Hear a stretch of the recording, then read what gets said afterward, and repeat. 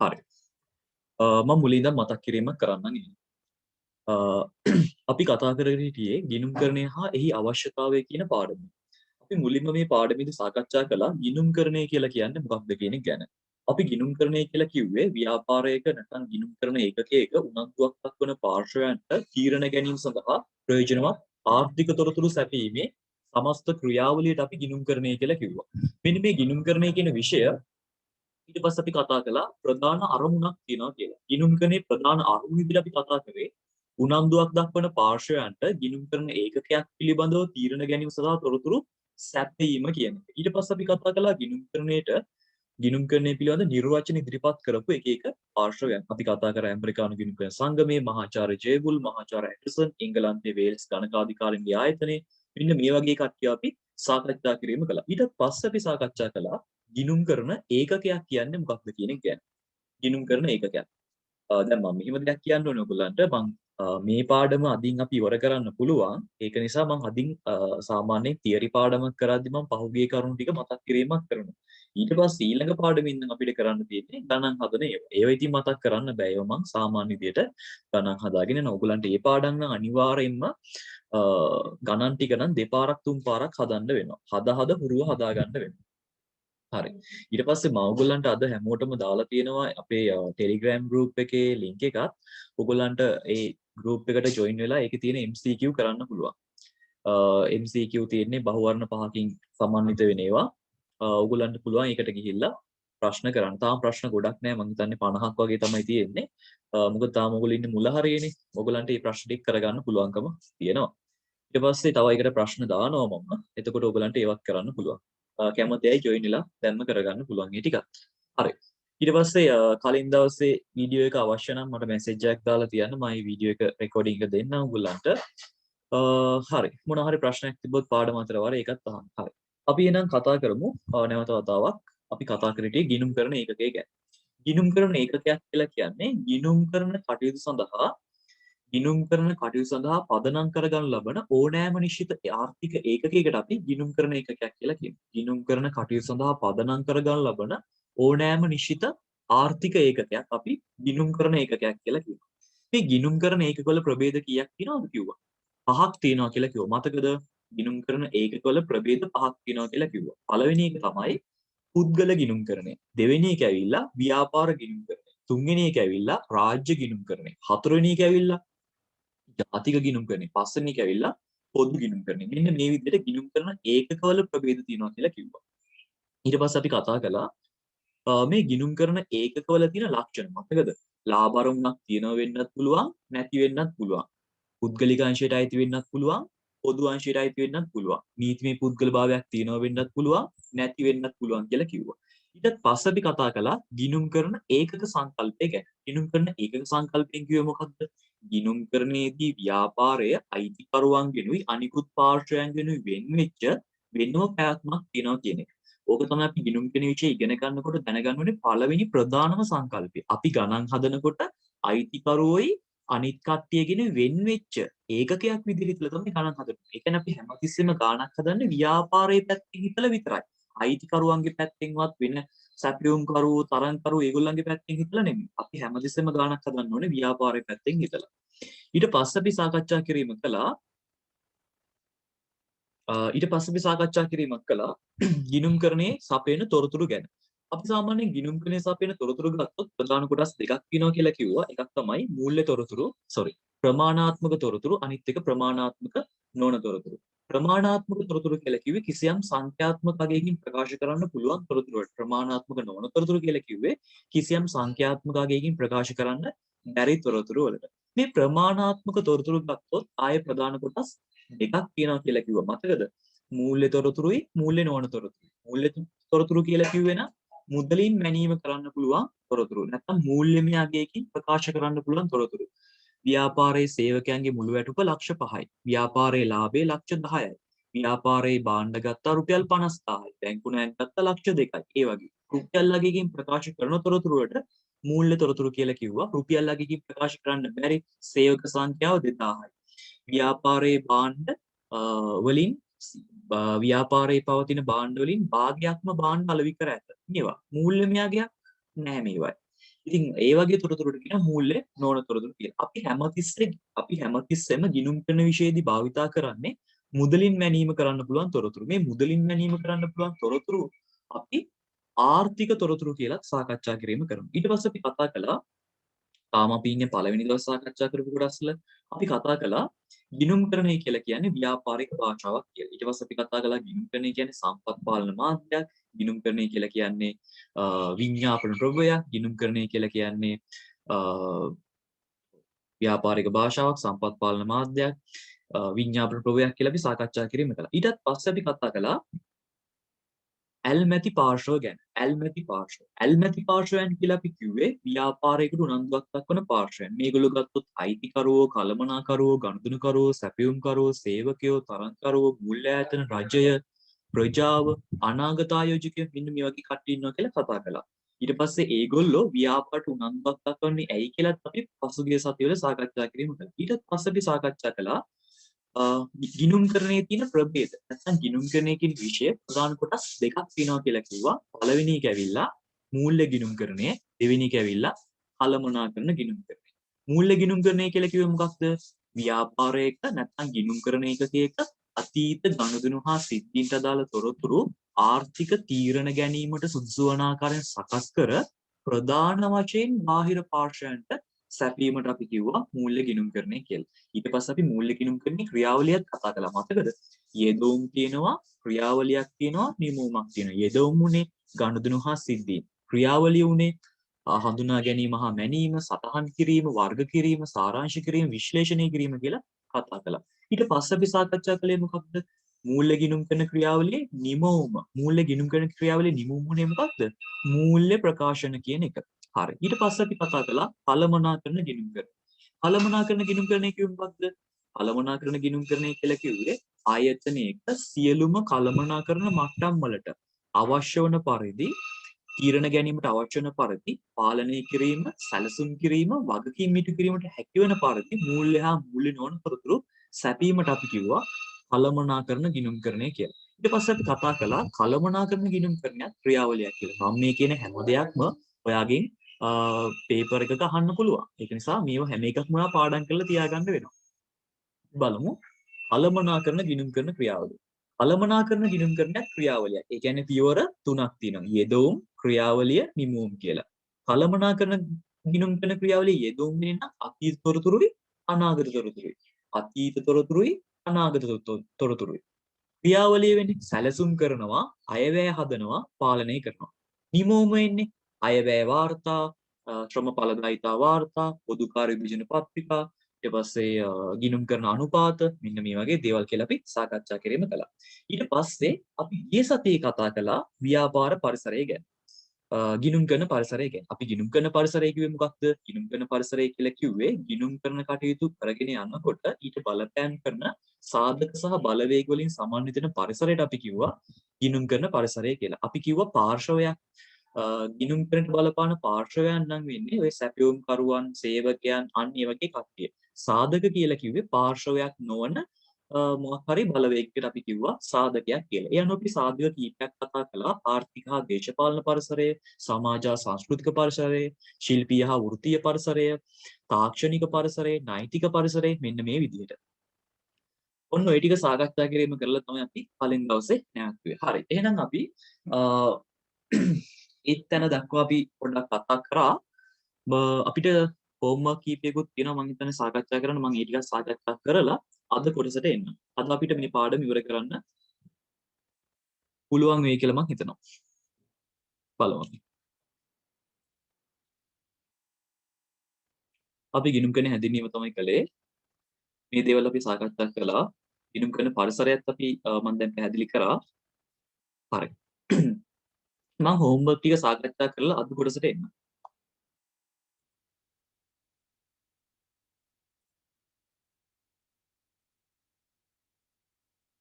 අපිට හෝම්වර්ක් තියෙන්නේ මම හිතන්නේ මෙතන ඉඳන්. ප්‍රශ්න අංක 17 ඉඳන් 17ට කලින් තියෙනවා නම් මට පොඩ්ඩක් කියන්න. මම හිතන්නේ 17 ඉඳන් තමයි තියෙන්නේ. ඔයගොල්ලෝ අඩුපාඩු තියෙනේව ලියා ගන්න. හරි වැරදි පැන්සල් එකකින් හරි පොඩ්ඩක් මාක් එකක් දාගන්න. ලියන පොතේ ලිව්වනම් පෑනෙන් හරි දාගන්න. ටියුට් එකේම ලිව්වනම් පැන්සල් එකකින් හරියක් දාගන්න. හරි. ගිණුම්කරණයේ ප්‍රභේද නම් කරන්න කියලා තියෙනවා. ගිණුම්කරණයේ ප්‍රභේද. මෙතනදී ඔයගොල්ලෝ පටල ගන්න එපා. ගිණුම් කරන ඒකකවල ප්‍රභේද කිව්වොත් තමයි අර පුද්ගල ගිණුම්කරණයේ ව්‍යාපාර ගිණුම්කරණයේ එහෙම වෙන්නේ. ගිණුම්කරණයේ ප්‍රභේද කියලා නිකම්ම අහලා තිබ්බොත් නැත්නම් ගිණුම්කරණයේ ප්‍රධාන කොටස් කියලා අහලා තිබ්බොත් එකයි තියෙන්නේ. මූල්‍ය ගිණුම්කරණයයි කලමනාකරණ ගිණුම්කරණය. මූල්‍ය ගිණුම්කරණයයි කලමනාකරණ ගිණුම්කරණය. එහෙනම් වාගේ උත්තර වෙන්න ඕනේ මූල්‍ය ගිණුම්කරණයේ කලමනාකරණ ගිණුම්කරණය කියලා. ඔන්නගෙන් වාගෙන් ප්‍රශ්න අංක 18 අහලා තියෙනවා මූල්‍ය ගිණුම්කරණය යන කුමක්ද කියලා. දැන් තනියෙන් ලියන්න පුළුවන්ද මේක? මූල්‍ය ගිණුම්කරණය කියලා කියන්නේ මොකක්ද කියලා? මූල්‍ය ගිණුම්කරණය කියලා කියන්නේ මොකක්ද? ගිණුම් කරන ඒකකයක. ගිණුම් කරන ඒකකයක අතීත ගනුදෙනු හා සිද්ධීන්ට අදාළ. ගිණුම් කරන ඒකකයක අතීත ගනුදෙනු හා සිද්ධීන්ට අදාළ තීරණ ගැන අතීත ගනුදෙනු හා සිද්ධීන්ට අදාළ ලියලා නැත්නම් ලියන්න අතීත ගනුදෙනු හා සිද්ධීන්ට අදාළ තීරණ ගැනීමට අදාළ තොරතුරු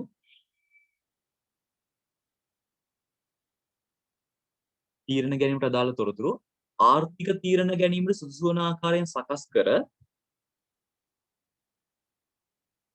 ප්‍රධාන වශයෙන් බාහිර පාර්ශ්වෙන් ඉදිරිපත් කිරීම. නැත්නම් උගලන්න පුළුවන් මෙන්න මෙතන උඩ තියෙන නිර්වචනය ලියා ගන්න. කොහොමද ඉතින් ඒක බලලා ලියන්න ඇතිනේ නේද?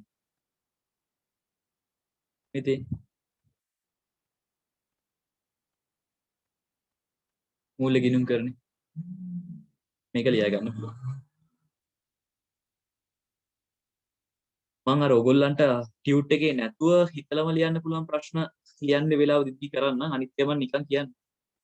හරි. ඊට පස්සේ තියෙනවා ප්‍රශ්නාංක 19 මූල්‍ය ගිණුම් කරන ක්‍රියාවලිය පිළිවෙලින් නම් කරන්න කියලා. පිළිවෙලින් කිව්වොත් එහෙම ඔයා ලියන්න ඕනේ මෙහිම හඳුනා ගැනීම හා මැනීම.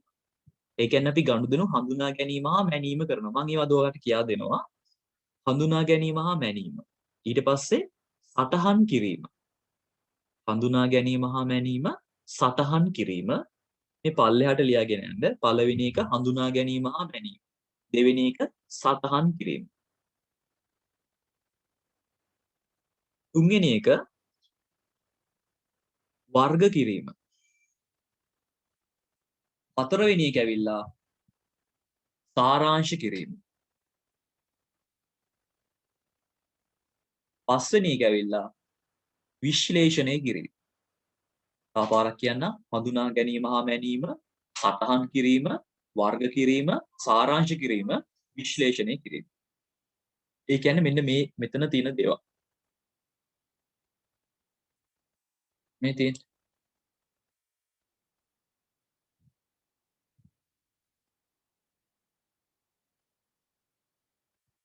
ඔයාගෙන් නිකම්ම ඇහුවොත් ඔයා ඒ උත්තරේ තමයි කියන්නේ. ඊට පස්සේ බලන්න ප්‍රශ්න අංක 20 තියෙනවා. කලමනාකරණ ගිණුම්කරණය යන කුමක්ද කියලා. කලමනාකරණ ගිණුම්කරණය කියන්නේ මොකක්ද? බලන්න තනියෙන් කියන්න පුළුවන්ද කියලා. ආයතනයක සියලුම කලමනාකරණ මට්ටම් වලට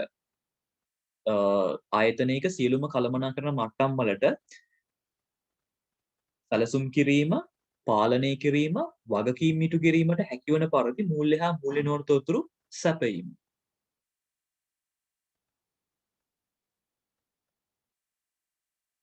ඉතින්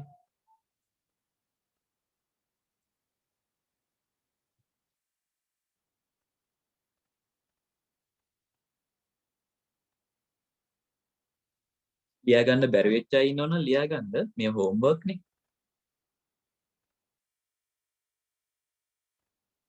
මම හෝම්වර්ක් වලට අර අඩුපාඩු ටික සම්පූර්ණ කරගන්න කාලය දෙනවා මිසක් මේකට වැඩි දෙන්න බෑ. මේවා ලියන්න පුළුවන් නේ ටියුට් එක කියවලා.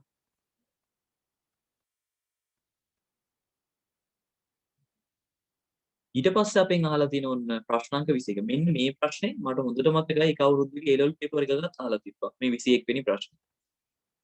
කලමනාකරණ ගිණුම්කරණයේ ක්‍රියාවලිය පිළිවෙලින් නම් කරන්න කියලා. ගොඩක් අයට මේක කියා ගන්න බැරුව ගියා. කලමනාකරණ ගිණුම්කරණයේ ක්‍රියාවලිය වෙන්නේ මොකක්ද? සැලසුම් කරනවා. ඒ කියන්නේ මේ මොකක්ද අපි කරන්නේ? අපිට භාණ්ඩයක් හදන්න කීයක් ඇයිද? ඒගොල්ලෝ සැලසුම් කරනවා. මොනවද කරන්න කියලා ප්ලෑන් කරනවා. සැලසුම් කරනවා. ඊට පස්සේ ඒවට අදාළව අයවැය හදනවා. මේවට මේ වගේ වියතන් යයි. මේ වගේ ආදායමක් අපිට හොයාගන්න පුළුවන්. අයවැය හදනවා. ඊට පස්සේ පාලනය කරනවා.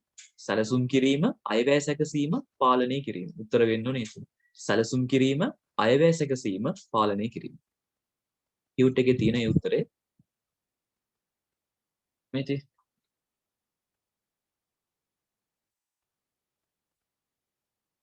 සැලසුම් කිරීම, අයවැය සැකසීම, පාලනය කිරීම.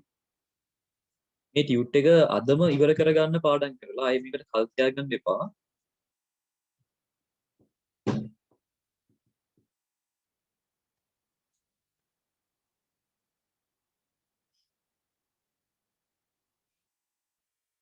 හරි නේද? අපි එහෙනම් බලමු ඊළඟ කොටස. ඊළඟ ප්‍රශ්න.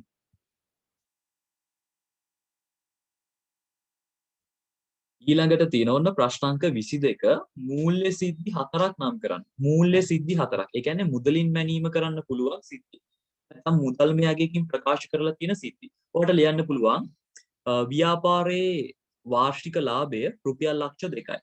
ව්‍යාපාරයේ වාර්ෂික ලාභය රුපියල් ලක්ෂ 2යි.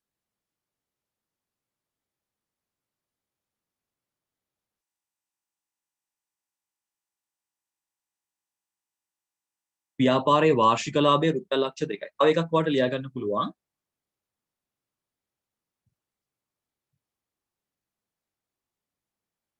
අත්පිට විකුණුම් රුපියල් 50000යි. අත්පිට විකුණුම් රුපියල් 50000යි. අත්පිට විකුණුම් රුපියල් 50000යි. තව එකක් ඔයාලට ලියා ගන්න පුළුවන්. භාණ්ඩ තොගයක් විනාශ වුණා රුපියල් 2000යි. භාණ්ඩ තොගයක් විනාශ වුණා රුපියල් 2000.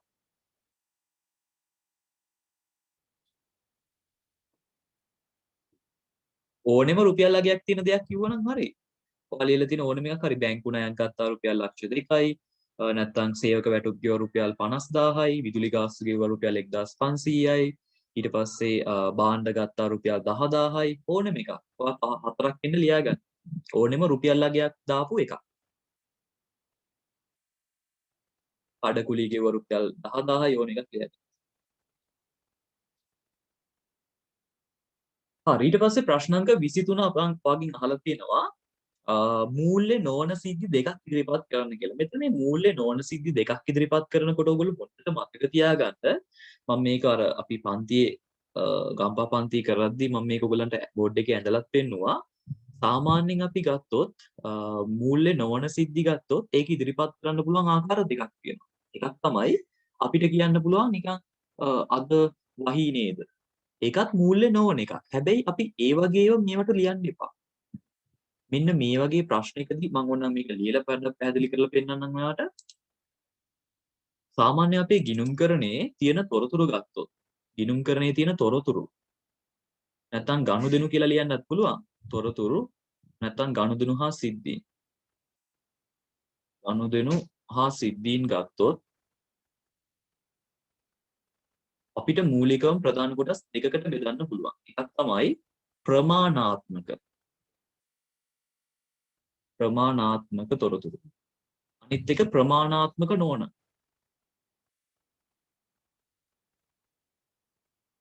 ප්‍රමාණාත්මක නොවන. මේ ප්‍රමාණාත්මක තොරතුරු ආය ප්‍රධාන කොටස් දෙකකට බෙදන්න පුළුවන්. එකක් තමයි මූල්‍ය තොරතුරු. නැත්නම් මුදලින් මැනීම කරන්න පුළුවන් දේවල්. මූල්‍ය නොවන කියලා. මම මේකට උදාහරණයක් දෙන්න. ප්‍රමාණාත්මක නොවන ඒවාට නිදසුනක් විදිහට ගත්තොත් එහෙම අද වහින්න වගේ.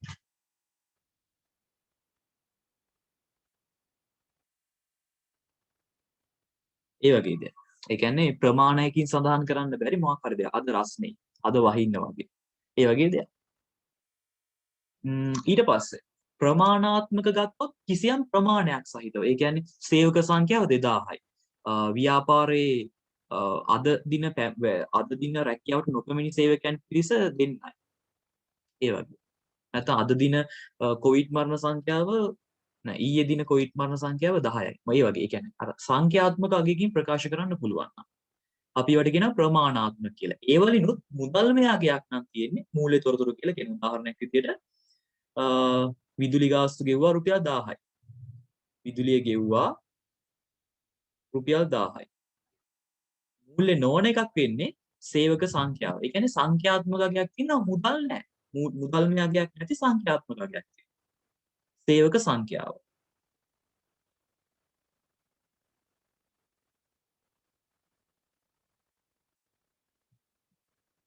ඉතින් ඕගොල්ලෝ මේ ඔයාගේ ප්‍රශ්නික මූල්‍ය නොනතරතුරු ඇහුවොත් ඔයා බොහෝ විට දෙන උත්තරවල මෙන්න මේ වගේ. ඒ කියන්නේ සංඛ්‍යාත්මක අගයක් සඳහන් කරලා ලියනවා නම් හොඳයි. අර වගේ දේවල් ලියන්නේ නැතුව. ඒවටත් බලන කෙනා අනුව ලකුණු දෙන්න පුළුවන්. හැබැයි වඩාත් නිවැරදි වෙන්නේ මුදල් මේ නොවන වෙනත් සංඛ්‍යාත්මක අගයකින් ප්‍රකාශ කරනවා. ඒ අනුව ඔයා ලියලා තියෙන උත්තර වෙන්න ඕනේ ව්‍යාපාරයේ සේවක සංඛ්‍යාව ඕන මේකම ලියපු 2000යි. ඊට පස්සේ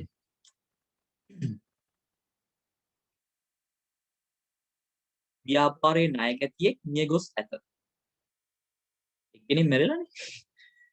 කෙනෙක් මිය ගොස් ඇත. ව්‍යාපාරයේ ණයගැතියෙක් මිය ගොස් ඇත.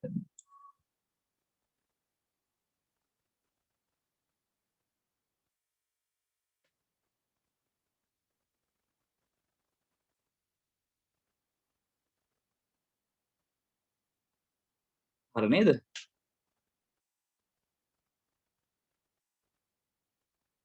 ඒ ඇතිනේ. තව ඉතින් වාක්‍ය සංඛ්‍යාත්මක අගයක් තියෙන ඕන එකක් ලියන්න. සේවකයන් දෙදෙනෙක් අද දින රැකියාවට පැමිණ නැත.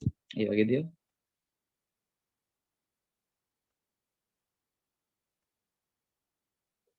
නැත්තම් තව එකක් ඕන ව්‍යාපාරයේ මසකට භාණ්ඩ ව්‍යාපාරයේ රෙදි මීටර් 10000ක් ඇනෝම් කර ඇත. ඒ වගේ.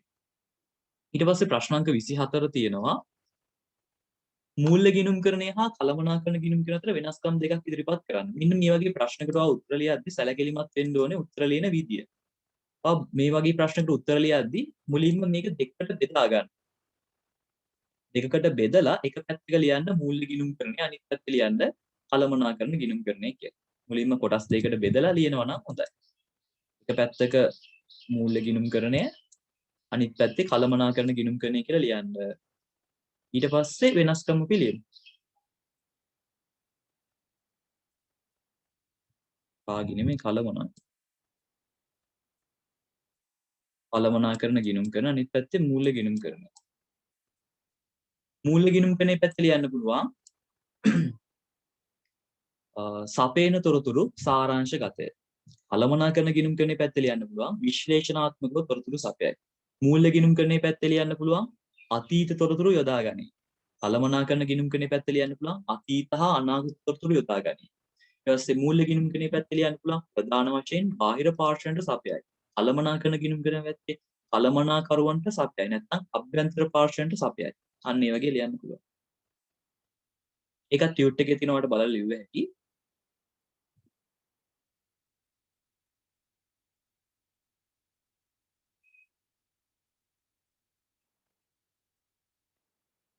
ඊට පස්සේ අපි ගත්තොත් එහෙම අපි බලමු 25 වෙනි එක.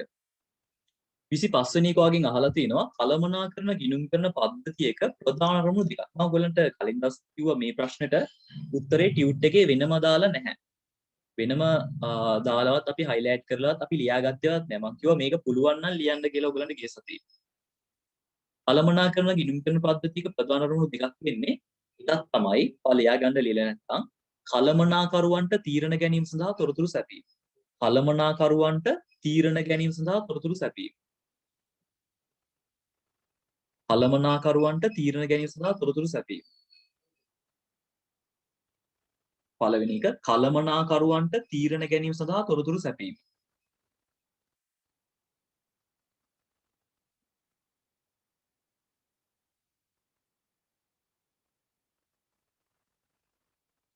දෙවෙනි එක සම්පත් පාලනය සඳහා තොරතුරු සැපීම.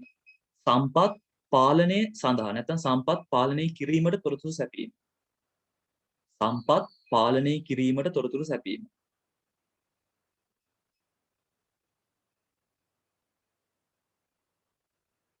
සම්පත් පාලනය කිරීමට තොරතුරු සැපීම.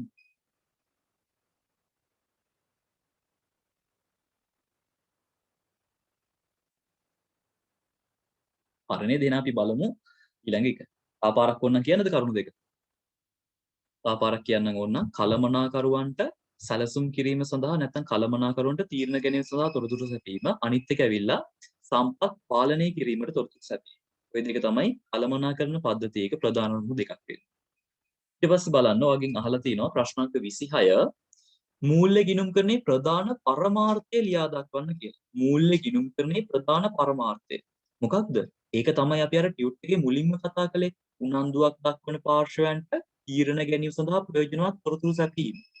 උනන්දුවක් දක්වන පාර්ශවයන්ට ගිණුම් කරන ඒකකයකට අදාළව තීරණ ගැනීම සඳහා ප්‍රයෝජනවත් තොරතුරු සැපීම. ටියුට් එකේ මුල තිබ්බ ඒක තමයි. ගිණුම් කරන උනන්දුවක් දක්වන පාර්ශවයන්ට ගිණුම් කරන ඒකකයක් පිළිබඳව තීරණ ගැනීම සඳහා තොරතුරු සැපීම.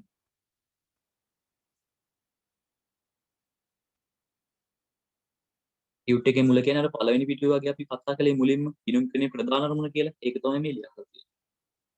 ඊට පස්සේ අපෙන් අහලා තියෙනවා ප්‍රශ්න අංක 27. මේකත් සමහරව ලියන්න නැතුව ඇති. කලමනාකරන ගිණුම්කරණයේ ප්‍රධාන පරමාර්ථය ලියා දක්වන්න කියලා තියෙනවා. වේගෙ වැඩි නම් කියන්න මං හිතනවා ඉතින් අර දැන් ඒ ලෙවල් ළමයි වේගෙ ලියන්න පුළුවන් කියලා. එහෙනම් වේගෙ මම හිමීට කියන්න ඕන නම් කියන්න. එතකොට මං හිමීට කියන්න. ලියා ගන්න බැරුව ගියොත් ඒකත් කියන්න මං ඒතර ආයෙ පාරක් කියන්න. ප්‍රශ්න අංක 23 අහලා තිනවා කලමනාකරන ගිණුම්කරණයේ ප්‍රධාන පරමාර්ථය. ප්‍රධාන අරමුණ මොකක්ද? කලමනාකරන ගිණුම්කරණයේ ප්‍රධාන පරමාර්ථය වෙන්නේ අනාගත අභිමුඛ තොරතුරු කලමනාකරුවන්ට සැපීම. අනාගත අභිමුඛ තොරතුරු විශ්ලේෂණාත්මකව කළමනාකරනට සැපීම. මම ඕන ඒක ලියන්නම්.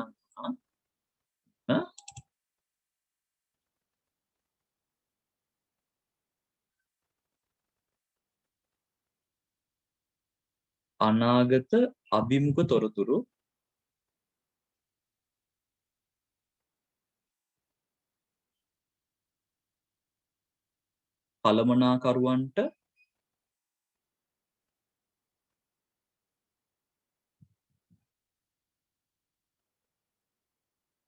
විශ්ලේෂණාත්මකව සැපීම.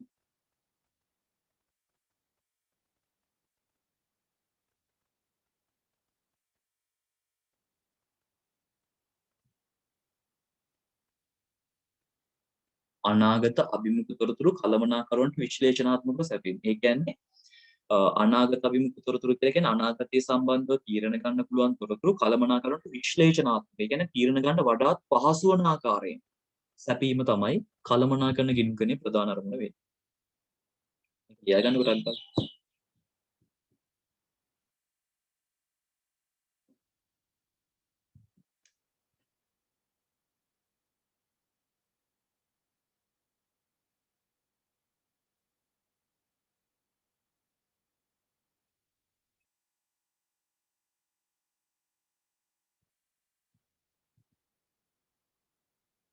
හරි.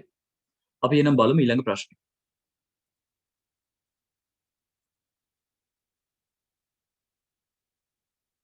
ප්‍රශ්න අංක 28.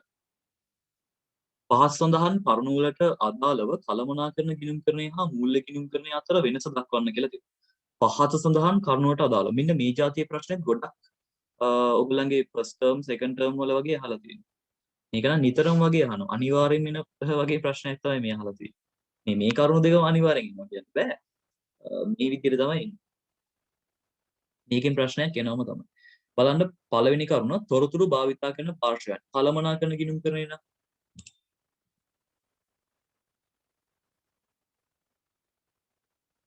26ට ආයෙ කියන්න පුළුවන්ද කියලා අහලා තියෙනවා. 26ට ආයෙ මම කියන්නම්. 26 වෙනි ප්‍රශ්නේ තියෙන්නේ මූල්‍ය ගිණුම්කරණයේ ප්‍රධාන අරමුණනේ. මම මෙතන උත්තරේ ලියලා තියෙන්නේ 28ට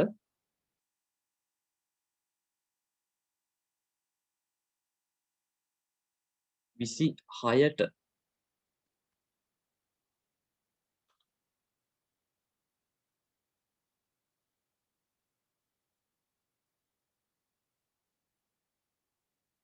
විසි පහළො හරි 25 බලමු 25 තියෙන්නේ කළමනාකරන ගිණුම් කරන පද්ධතියක ප්‍රධාන අරමුණු දෙකක්. අත් බලමු මේක. 25 අහලා තියෙන්නේ 25 ආයෙ පාරක්.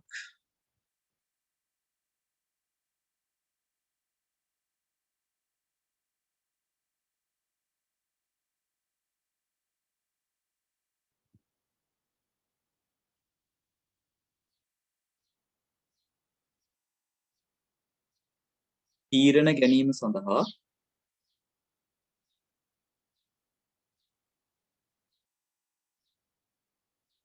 කළමනාකරුවන්ට තොරතුරු සැපීම.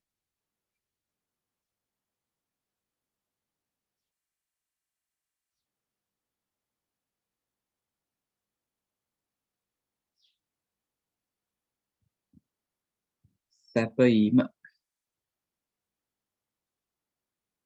තව එකක් තමයි සම්පත් පාලනය කිරීමට තොරතුරු සැපයීම. සම්පත් එකක් තමයි කළමනාකරුවන්ට තීරණ ගන්න තොරතුරු දෙන එක. අනිත් එක ඇවිල්ලා ව්‍යාපාරේ තියෙන සම්පත් ටික ගානට පාලනය කරගන්න. ඒ කියන්නේ ගානට අනවශ්‍ය විදිහට නාස්ති වෙන්නේ නැතුව අනවශ්‍ය විදිහට මුදල් ගොඩ ඒ කියන්නේ මුදල් තොග තුල රඳවා ගන්නේ නැතුව අනවශ්‍ය ඒ කියන්නේ අපිට ගනුදෙනු කරුවෙක් ආවට අවශ්‍ය බාණ්ඩ ඉවරයි කියන්නේ නැතුව ගානට ව්‍යාපාර කටයුතු කරගෙන යන්න පුළුවන් විදිහට සම්පත් පාලනය කරගන්න තොරතුරු සැපයන එක. සම්පත් පාලනය කිරීමට තොරතුරු සැප.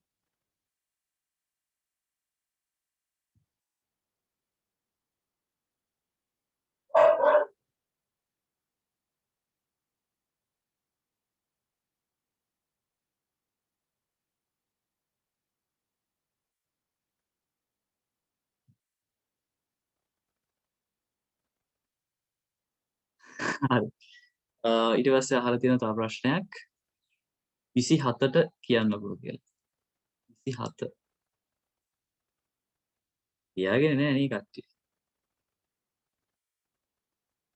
නෑ මම මේ 27ට උත්තරේ තමයි තියෙන්නේ මෙතන. මේ 28 දාලා තියෙන්නේ වැරදිලා.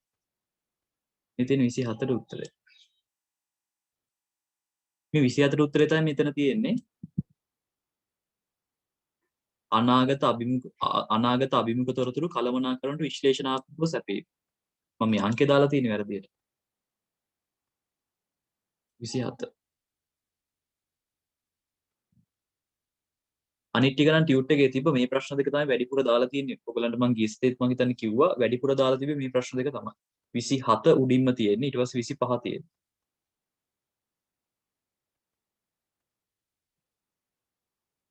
මම ලියා ගන්න.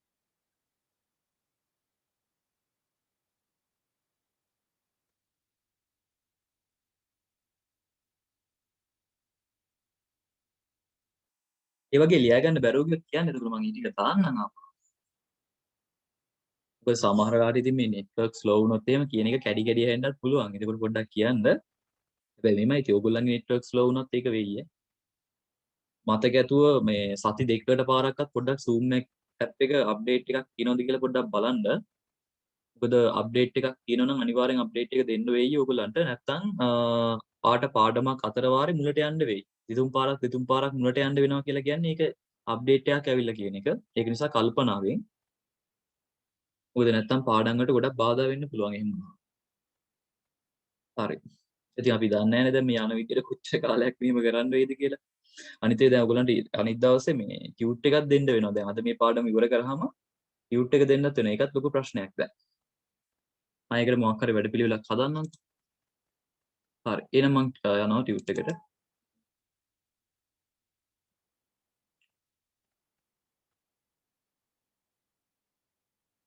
ප්‍රශ්නාංක 28 අපෙන් අහලා තියෙනවා පහස් සඳහන් කරුණු වලට අදාළව කළමනාකරන ගිණුම්කරණය හා මූල්‍ය ගිණුම්කරණය අතර වෙනස දක්වන්න. ඔයාලට පුළුවන් කළමනාකරන ගිණුම්කරණය කියන්නේ කොටුව ඇතුලේ ලියා ගන්න. භාවිතා කරන්නන් වෙන්නේ අභ්‍යන්තර පාර්ශවයන්. අභ්‍යන්තර පාර්ශවයන්. මෙතන ලියන්න අභ්‍යන්තර පාර්ශවයන්. අභ්‍යන්තර පාර්ශවයන්. මූල්‍ය ගිණුම්කරණය කියන එක ඇතුලේ ලියන්න බාහිර පාර්ශවයන්. බාහිර පාර්ශවයන් කියලා. හැබැයි ඕනනම් අභ්‍යන්තරයට පාවිච්චි කරන්නත් පුළුවන්. හැබැයි අපි කියද්දි කියන්නේ බාහිර පාර්ශවයන්ට කියලා.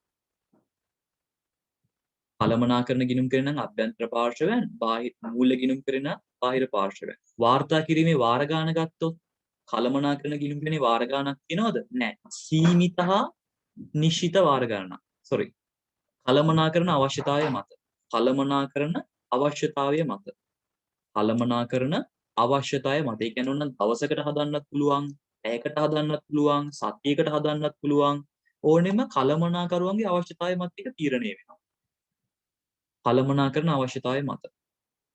මට ලියන්න බෑ මෙතන PDF එකක්නේ. PDF එක ලියන්න අමාරුයි. ඒක නිසා මම ඒක ලියන්න බෑ. මූල්‍ය ගිණුම්කරණය ගත්තොත් වාර්තා කිරීමේ වාර ගණන වෙන්නේ සීමිත හා නිශ්චිත වාර ගණනක්. සීමිත හා නිශ්චිත වාර ගණනක්. ඒ කියන්නේ බොහෝ විට වසරකට පාර. සීමිත හා නිශ්චිත වාර ගණන. නිශ්චිත වාර ගණන. බොහෝ විට වසරක කාලයක් තමයි වසරකට කාලයක් තමයි මේක වාර්තා කිරීමක් කරන්නේ. නැත්නම් වසරකට කාලයක් තමයි මේක හදන්නේ.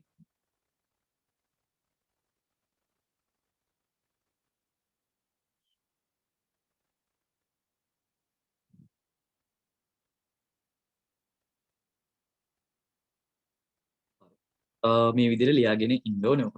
වාර්තා කිරීමේ වාර ගාන ගත්තොත් කළමනාකරන ගිණුම් කරන නම් කළමනාකරන අවශ්‍යතාවය මත මූල්‍ය ගිණුම් කරන නම් සීමිත හා නිශ්චිත වාර ගන්නවා. හරි. ඊට පස්සේ ඔන්න අපි බලමු. ඒවත් තිබ්බා ප්‍රශ්න අංක 29. 29 මම ඔයගොල්ලන්ට කලින් දවසේ කිව්වා මතක ඇති. මම මේක පොඩ්ඩක් මෙතන කියා දෙන්නේ නැතුව මේක පොඩ්ඩක් අරගෙන යන්නම් මම පැහැදිලි කරන තැනට.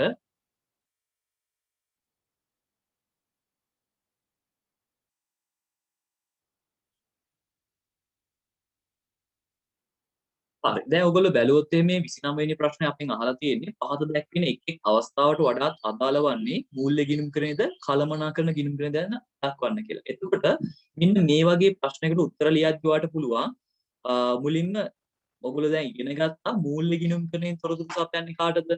බාහිර පාර්ශවයන්ට. බාහිර පාර්ශවයන්ට. කළමනාකරන ගිණුම් කරනේ තොරතුරු සපයන්නේ කාටද? අභ්‍යන්තර පාර්ශවයන්ට. එතකොට ඔයා බලන්න මෙන්න මේ දීලා තියෙන තොරතුරු අවශ්‍ය වෙන්නේ අභ්‍යන්තර පාර්ශවයකටද බාහිර පාර්ශවයකටද කියලා. බලන්න පළවෙනි එක ආදායම් දෙපාර්තමේන්තුවට තොරතුරු සැපීම. ආදායම් දෙපාර්තමේන්තුව කියන්නේ ව්‍යාපාරික අභ්‍යන්තර පාර්ශවය නෑ. එහෙනම් මේ මූල්‍ය ගිණුම් කරන.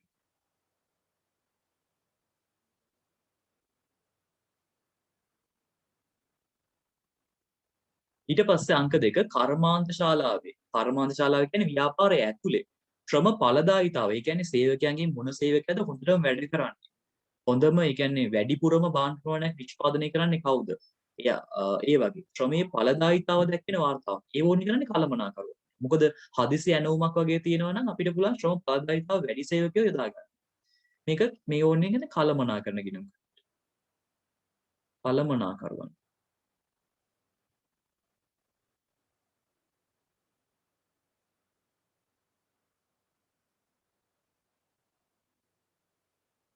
ඒවා පිටට දෙන්නේ නැහැ. ඒ තොරතුරු එළියට දුන්නොත් එහෙම අනිත් සමාගම් බලනවා මේ ව්‍යාපාරෙන්නේ හොඳ ශ්‍රම ඵලදායීතාවක් කියන කට්ටිය ඒගොල්ලන්ගේ ව්‍යාපාරයට අද්ද ගන්න බල.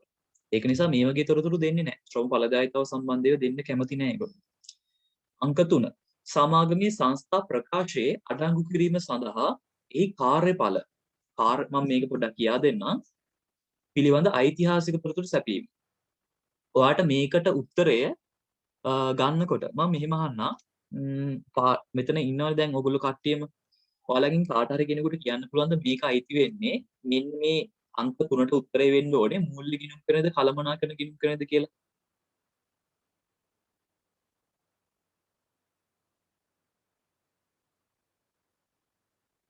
පුළුවන්ද කියන්නේ?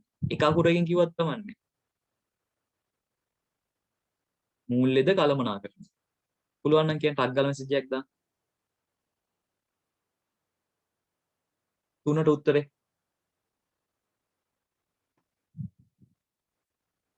තප්පර 30ක් විතර දෙන්නම් ඊට වඩා දෙන්න.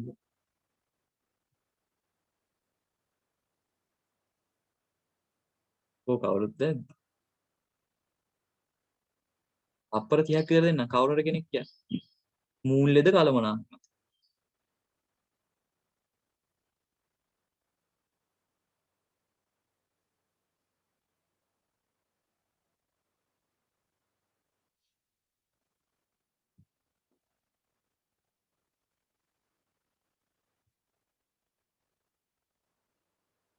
මූල්‍ය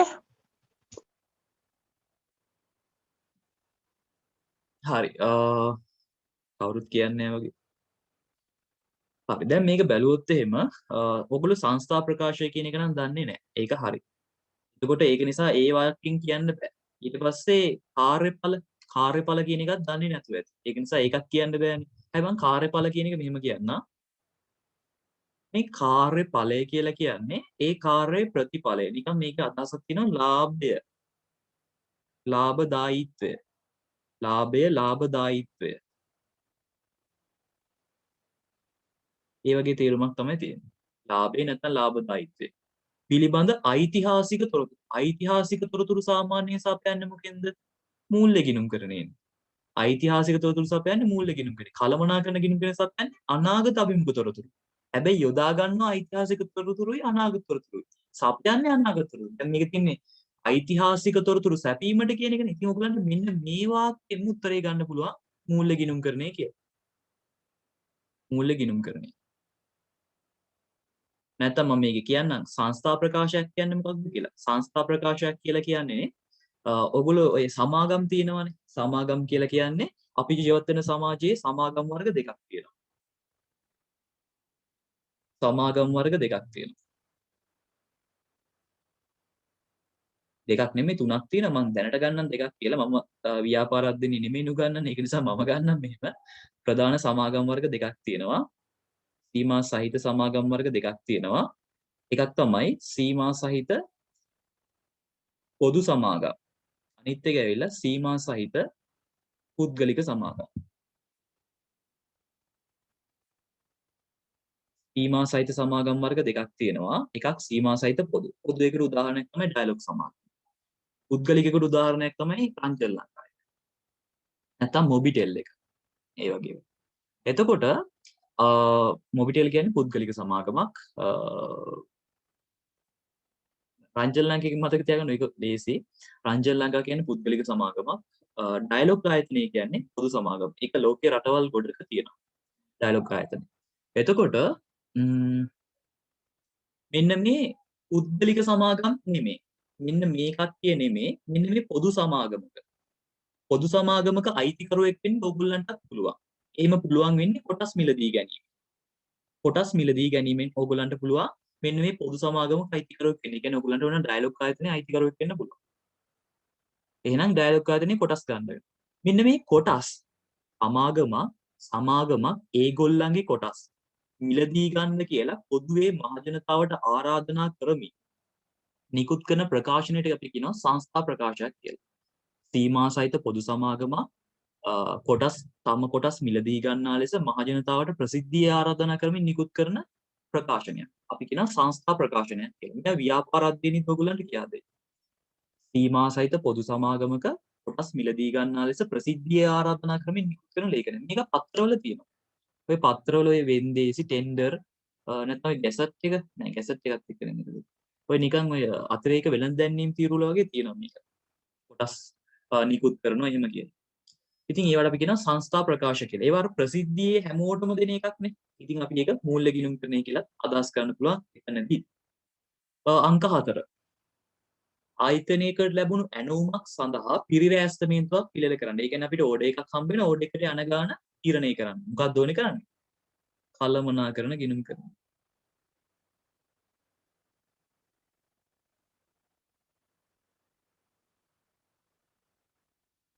හරි. මෙන්න මේ විදිහට ඔයාලට උත්තර ටික ගන්න පුළුවන්. මේ જાතියින් ප්‍රශ්නකුත් අහන්න පුළුවන් ඔයගොල්ලන්ගේ පේපර්ස් වල. හරි. එහෙනම් අපි බලමු ඊළඟට මොනවද තියෙන්නේ කියලා. තාම අපි මේ කතා කරන්නේ හෝම්වර්ක් ටික. ඊට පස්සේ තියෙනවා බලන්න ප්‍රශ්නාංක කීයද මම තියෙන්නේ 30 ප්‍රශ්නාංක 30 තියෙනවා. කළමනාකරණ ගිණුම්කරණය සම්බන්ධයෙන් පහත දී ඇති කුමන ප්‍රකාශය නැත්නම් ප්‍රකාශ නිවැරදි වේද බලමු. ඒ ආයතනයක කළමනාකරණ තොරතුරු පද්ධතිය කොටසකි. හරි.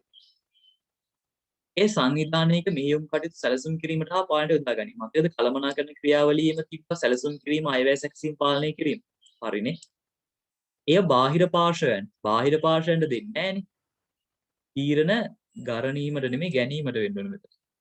ගැනීම සඳහා තොරතුරු සම්පාදනය කරන්නේ නැහැ. බාහිර පාර්ශවයන්ට දෙන්නේ නැහනේ මේකෙන්. අභ්‍යන්තරයටනේ දෙන්නේ. එහෙනම් C වැරදි. එතකොට AB පමණයි. උත්තරය අංක 4.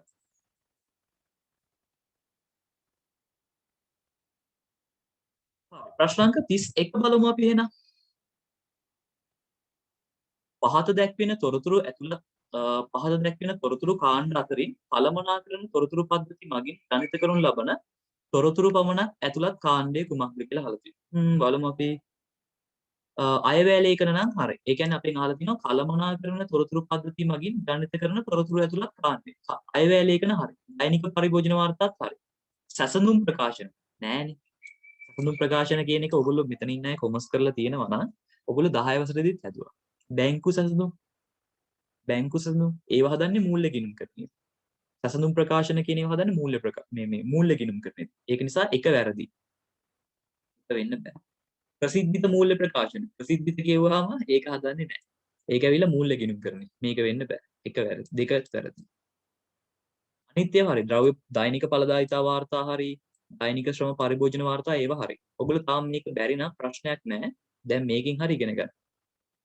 ප්‍රසිද්ධිත මූල්‍ය ප්‍රකාශන කියන එක හදන්නේ මූල්‍ය ගිණුම් කරන්නේ. මූල්‍ය ගිණුම් කරන නිමෝමිතිර මහත්තා කියලා අපි මූල්‍ය ප්‍රකාශන කියන්නේ. ඒකයි. අයවැය ලේඛන හරි. දෛනික ඵලදායිතා වාර්තා හරි. සැසඳුම් ප්‍රකාශන වැරදීනේ. ඒක නිසා ඔන්න තුන්වෙනි එක වැරදි. ඊට පස්සේ හතරවෙනි එක බලන්න. අයවැය ලේඛන හරි. දෛනික ඵලදායිතා වාර්තා හරි. ව්‍යාපෘති තැගීම් වාර්තා හරි. උත්තරය අංක 4. පස්වෙනි එකත් වැරදීනේ. ප්‍රසිද්ධිත මූල්‍ය ප්‍රකාශන වැරදීනේ. මම ඒක වැරදි කියලා කිව්වා. හරි. ඔන්න ඔය විදිහට උත්තරේ වෙන්න ඕනේ අංක 4 කියන එක. හරි. ඊට පස්සේ බලමු 32ක් නෑ නේද? අපි ඊට පස්සේ ගිණුම් කරන පරිසරය කතා කරා. ගිණුම් කරන පරිසරයේත් මම හෝම්වර්ක් කීපයක් දුන්නා ඔයගොල්ලන්ට.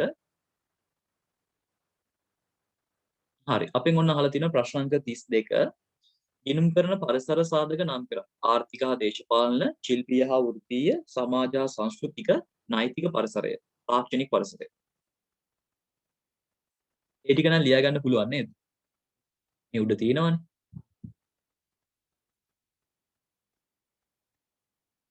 31ට උත්තරේ.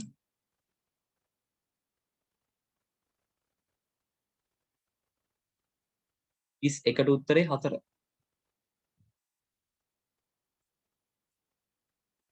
31ට උත්තරේ 4.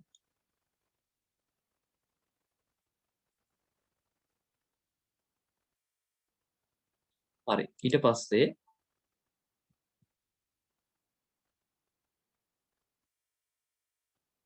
අපිට ව්‍යාපාර පරිසර සාධක නම් කරන්න කියලා තිබ්බා. ව්‍යාපාර පරිසර සාධක ටික මේ උඩ තියෙනවා. දැන් මම දැන් ටිකට කලිනුත් කිව්වානේ ආර්ථික හා දේශපාලන, සමාජ හා සංස්කෘතික, නෛතික, ශිල්පීය හා වෘත්තීය, තාක්ෂණික. අන්න ඒවා තමයි ලියන්න පුළුවන්. ප්‍රශ්න අංක 33. වැටුප් වැඩි කිරීමට රජයගත් තීරණයක් නිසා ව්‍යාපාර වල ආදායම් වැඩි වී ඇත. මේ කුමන පරිසර සාධකයට අයත් වේද? ආර්ථික හා දේශපාලන. ආර්ථික හා දේශපාලන. ආර්ථික හා දේශපාලන. 33ට උත්තරය ආර්ථික හා දේශපාලන.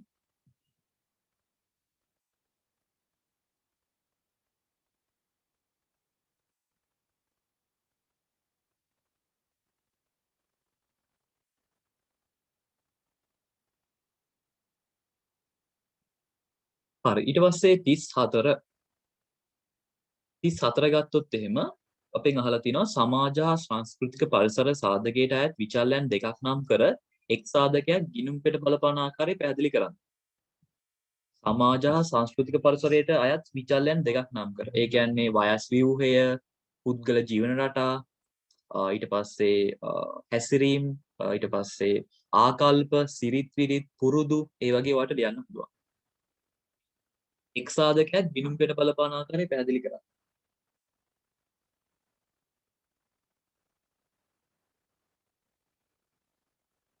හරි. එක් සාධකයක්. අපි ගමු සිරිත් විරිත්.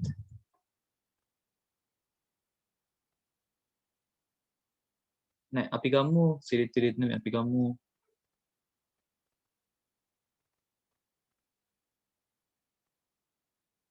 හැසිරීම් රටා නැත්නම් සිරිත් විරිත් ඕන එකක් කමන්නේ.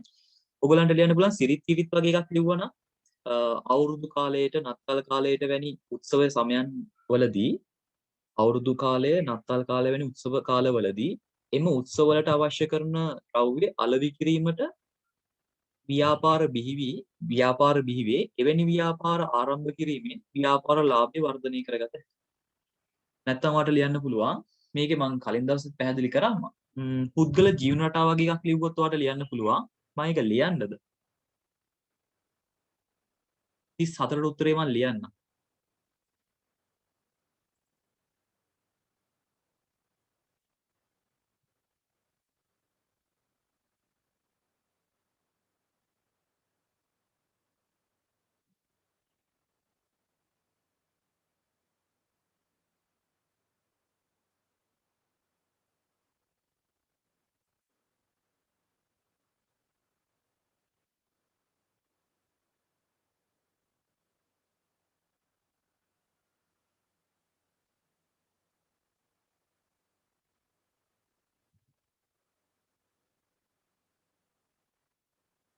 මේ වයින් කැමති විචලන දෙකක් හෝ එකක් ලියා ගන්න පුළුවන් ඔයාට. පුද්ගල ජීවන රටා.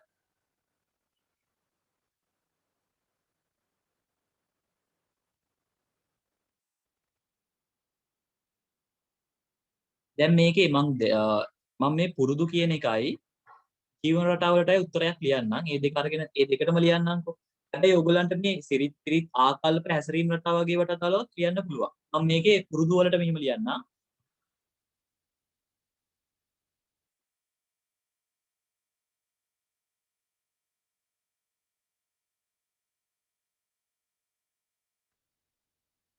වර්තමානයේ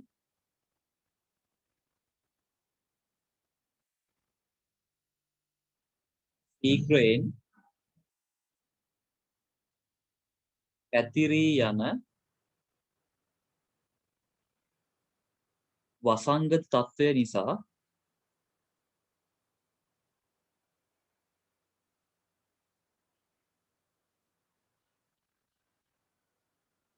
ජනතාව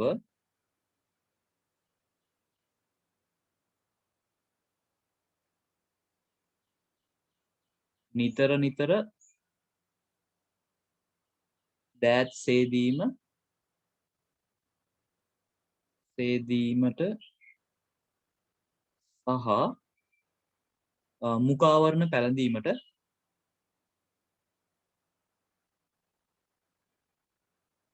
මුඛාවරණ පැළඳීම සිදු කරයි. ඔයගලන්ට කැමති එකක් හිතලා ලියන්න පුළුවන්.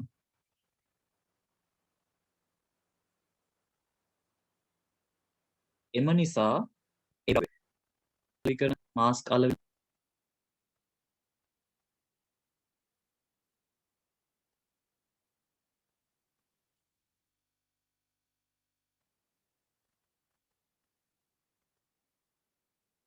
ලිව්වා. පුරුදු කියන එක අරගෙන වර්තමානයේ ශීඝ්‍රයෙන් වර්තමානයේ සමහර අකුරු හරියට ලියවිලා නැහැ ගණන් ගන්න එපා ඒක. වර්තමානයේ ශීඝ්‍රයෙන් පැතිරී යන වසංගත තත්ත්වය නිසා ජනතාව නිතර නිතර දෑත් සේදීමට සහ මුඛාවරණ පැළඳීම සිදු කරයි. එම නිසා එවැනි අත්සේදුම් දියර මුඛාවරණ අලෙවි කරන ව්‍යාපාර ආරම්භ කිරීමෙන් ආදායම් වැඩි වී ලාභ ඉහළ යයි. ඉතින් අපිට ගිණුම් පෙළ බලපාන ආකාරයක් විදිහට ගන්න පුළුවන්. මොකද ලාභයේ ආදායම් වගේ தත්ත්වයන් අපිට ගිණුම් පෙළට අදාළ වෙනවා. නැත්තම් ඔයාට තියෙන ව්‍යාපාරයේම ඕගොල්ලෝ ඒවට තනක් වෙන් කළොත් එහෙම ඒ කියන්නේ අත්සේදීම නැත්තම් ඔයාට හිතන්න ඕගොල්ලන් පාවිච්චි කරන ව්‍යාපාර අනුව මේක ඔයාට තීරණය කරන්න පුළුවන්. ඔයාට තියෙන්නේ හිතන්නකො හાર્ඩ්වෙයාර් එකක් කියලා. ඕගොල්ලන්ට තියෙන හાર્ඩ්වෙයාර් එකක් නම් ඕගොල්ලන්ට පුළුවන් දැන් මේ වර්තමානයේ තියෙන මිනිස්සුන්ගේ පුරුදු වලදී නිතර නිතර අත්සෝදන්න පටන් අරගෙන තියෙන ඕගොල්ලන්ට පුළුවන් පහසු ගෙවීමේ ක්‍රමයක් හරි දාලා දැන් මම දැකලා නැහැ මේවා පහසු ගෙවීමේ ක්‍රමයක් හරි දැකලා ඕගොල්ලන්ට පුළුවන් ඔය සිංක් අලෙවි කරන්න නැත්නම් අර දැන් අපි දිනන කකුලෙන් පාගන එකක් තියෙනවා නිකන් සාමාන්‍ය එකක් තියෙනවා එක එක ප්‍රමාණ වලින් තියෙනවා ඉතින් ඒ වගේ එක එක ඕනනම් මිල ගණන් වලට වගේ අලෙවි කිරීමක් කරන්න පුළුවන් එතකොට නිතරම ඒව නැත්නම් අපිට පුළුවන් ව්‍යාපාරික ඒ කියන්නේ අර අපි ඒ පැත්තේ තියෙන ෂොප් වලින් ගිහිල්ලා අහන්න ඕගොල්ලන්ට මෙහෙම ඕනේද කියලා අහලා ඒ කියන්නේ ඒගොල්ලන්ගේ පුරුදු කියන එක පාවිච්චි කරලා අපි අලෙවි වැඩි කරගන්න පුළුවන් නැත්තම් ඕගොල්ලන්ට තියෙන කෑම කඩයක් වගේ නම් ඕගොල්ලෝ වෙනදට ඔය නිකම් ෂණික ආහාර ද්‍රව්‍ය තමයි වැඩිපුරම අලෙවි කරේ. දැන් ඔයගලන්ට පුළුවන් සෞඛ්‍ය ආරක්ෂිත ආහාර පැත්ත.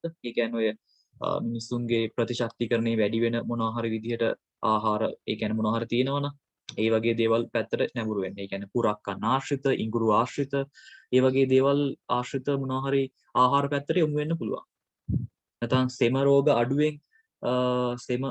රෝග අඩුවෙන් වගේ මොනවා හරි වෙන කෑම තියෙනවා නම් ඒ දේවල් පැත්තට නැඹුරුවක් වෙන්න පුළුවන්. ඊට පස්සේ තව ගත්තොත් පුද්ගල ජීවන රටා. මම ඒක කියන්නම්. පුද්ගල ජීවන රටා කියන එකට අපිට ලියන්න පුළුවන් කාන්තාවන් වැඩි වශයෙන් රැකියාවන් වලට යාම නිසා ඔවුන්ට අවශ්‍ය කරන රූපලාවන්‍ය ද්‍රව්‍ය අලෙවි කරන ව්‍යාපාර ශීඝ්‍රයෙන් වැඩි වී එවැනි ආයතන ලාභය වැඩි වේ. වැඩිපුර කාන්තාවන් රැකියාවලට යන්න ගත්තාම ඒගොල්ලන්ට අවශ්‍ය කරන ඇඳුම් පැළඳුම් වෙන්න පුළුවන් රූපලාවන්‍ය දේවල් වෙන්න පුළුවන් ඒවට ඉල්ලුම වැඩි වෙනවා.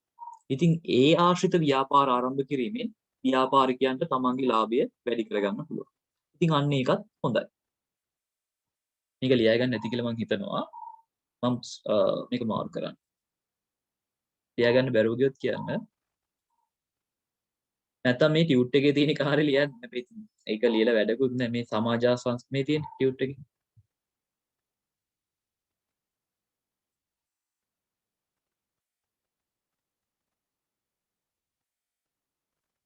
මේකත් හරි ඉතින්. ප්‍රශ්න අංක 35 නෛතික පරිසරයෙන් බැහැරව ගිණුම්කරණයේ පවත්වාගත හැකි. මේ ප්‍රකාශයේ සත්‍යද අසත්‍යද යන දක්වන. අසත්‍යයි. නෛතික පරිසරයෙන් බැහැරව ගිණුම්කරණය කරන්න බෑ. ගිණුම්කරණ නීති රීති අවශ්‍ය වෙනවා. අසත්‍යයි. නීති රීති කියන එක ගිණුම්කරණයට බලපානවා.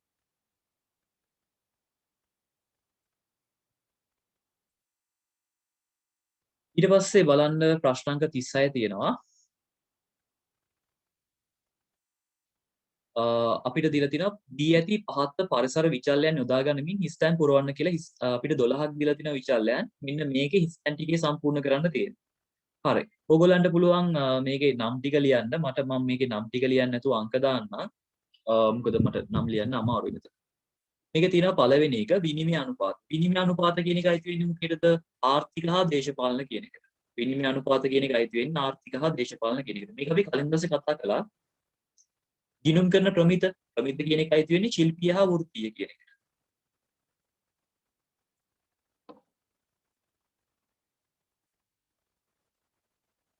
නව තාක්ෂණික උපකරණ තාක්ෂණයට අයිති වෙන්නේ. ඔයගොල්ලෝ ඉක්මනට ලියා ගන්න. තාක්ෂණයට තමයි අයිති වෙන්නේ. අංකේ හරි දාගන්නකො දැනට. අංක 4 බදු ප්‍රතිපත්තිය. බදු ප්‍රතිපත්තිය අයිති වෙන්නේ ආර්ථික හා දේශපාලන තමයි.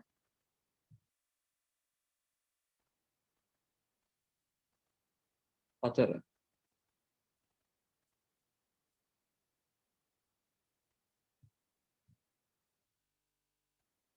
ඊට පස්සේ පරිගණක තාක්ෂණය අංක 5 පරිගණක තාක්ෂණය තාක්ෂණික පරිසරය.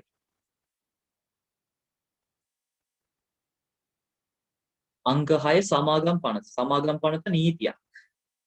නෛතික පරිසරයට අයිති වෙනවා. හරි. ඔන්න දැන් ගොඩක් හරි. 6ක් හරි. බලමු තාම මොනවද තියෙන්නේ කියලා. බලමු අපි තාම මොනවද තියෙන්නේ කියලා. ඊළඟට තියෙනවා අංක 7 මිල මට්ටම. මිල මට්ටම අයිති වෙන්නේ මොකේද? ආර්ථික හා දේශපාලන කියන එකට. වෙනම් ඔයාලට අංක 7 දාගන්න පුළුවන් ඒකට.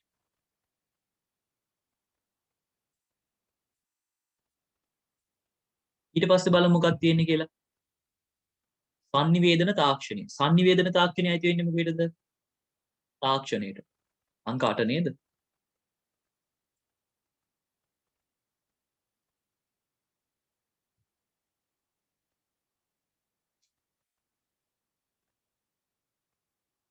අංක 9 හවුල් ආඥා පනත. ඒක නීතියක්. ඒක අයිති වෙන්නේ නෛතික පරිසරයට.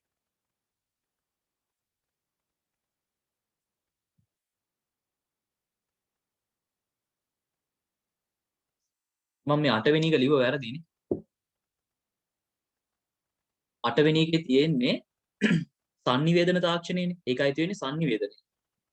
sorry තාක්ෂණයට. sannivedanට. අංක 8 එන්නේ තාක්ෂණික පරිසරයට. අංක 9 හවුල් ආඥා පනත. හවුල් ආඥා පනත කියන්නේ නීතියක්. ඒක නෛතික පරිසරයට.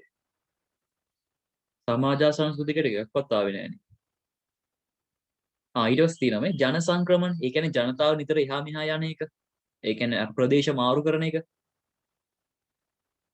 සමාජ සංස්කෘතිකට එන්නේ 10. ගිණුම් කරන වෘත්තීය ආයතන ශිල්පීය හා වෘත්තීය පරිසරයට එන්නේ 11 ශිල්පීය හා වෘත්තීය.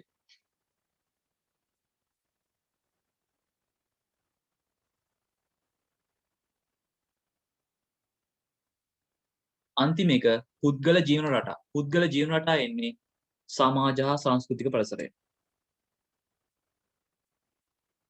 මෙන්න මේ විදිහට තමයි මේක එන්නේ. හරි මම 12ම ලිව්වා. ආර්ථික පරිසරයට ආවේ 1 4 7. 1 4 7. ඒ කියන්නේ ආර්ථික පරිසරයට ආවේ විනිමය අනුපාතිකය, බදු ප්‍රතිපත්තිය, මිල මට්ටම. මේ ටික ආවේ ආර්ථික පරිසරයට.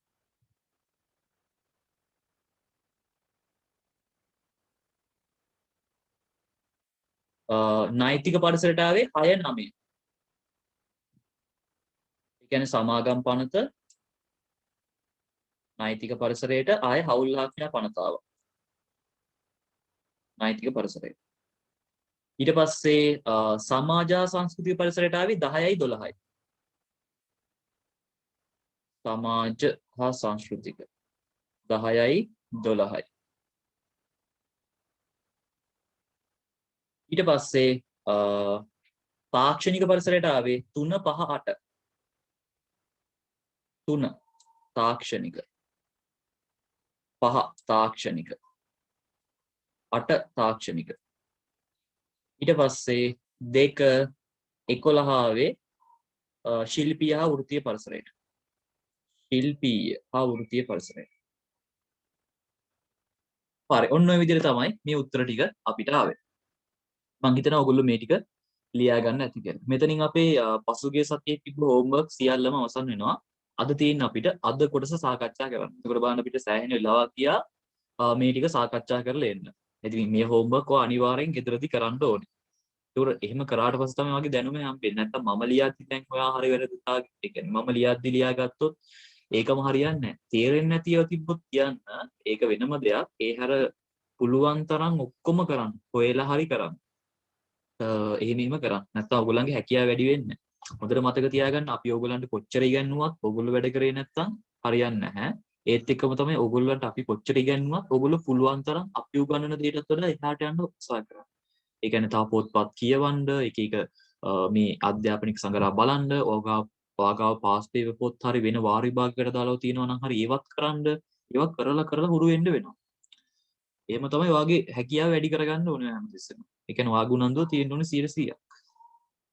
හරි, අපි එහෙනම් බලමු ඊළඟ කොටස. හරි, ඊළඟට අපි කතා කරන්නේ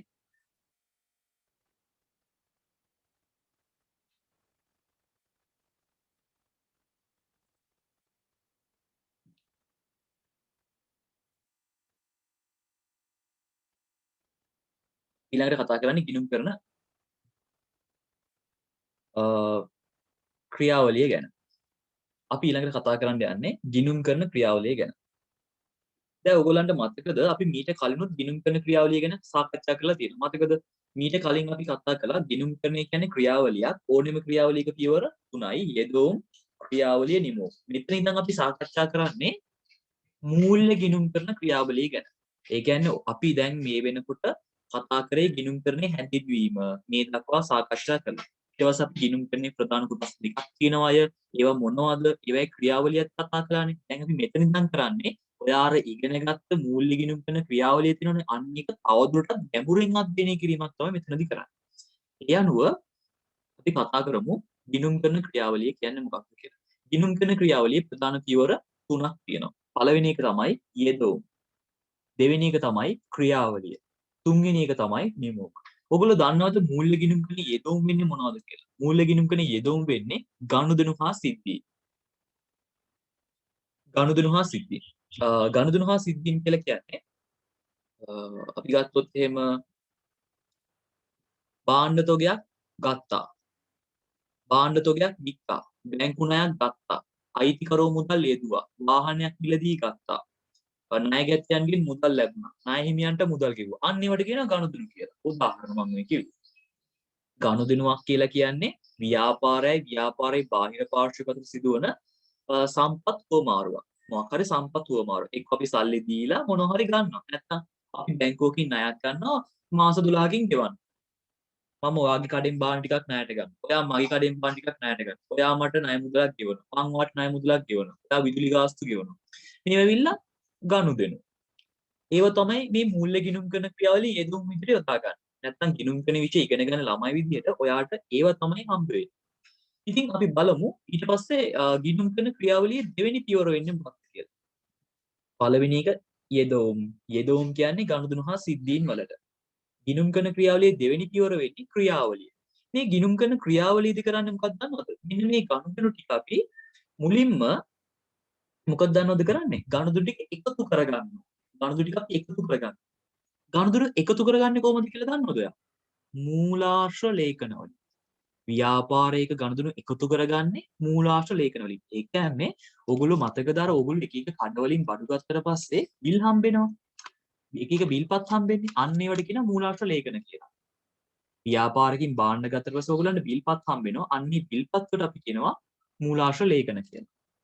ඒ කියන්නේ අර හැම ගනුදෙනුවක්ම එකතු කරගන්නේ මූලාශ්‍ර ලේඛන වලින්. ඊට පස්සේ ඒවා මුලින්ම කොහෙද දානවද ලියන්නේ? ව්‍යාපාරයක ගනුදෙනු මුලින්ම ලියන තැනකට කියනවා මූලික පොත් කියලා. මම ඒ ටික මෙතන කියන්නේ නැතුව පැහැදිලි කරන්නද බෝඩ් එකේ ලියලා?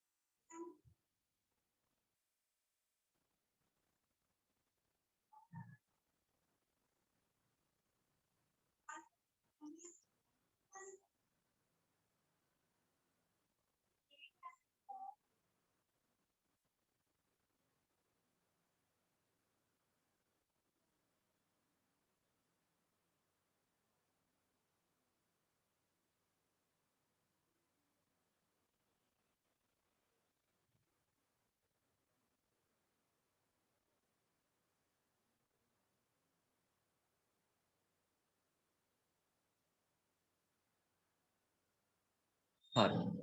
යෙදවුම් වෙන්නේ නම් ගනුදෙනු හා සිද්ධි.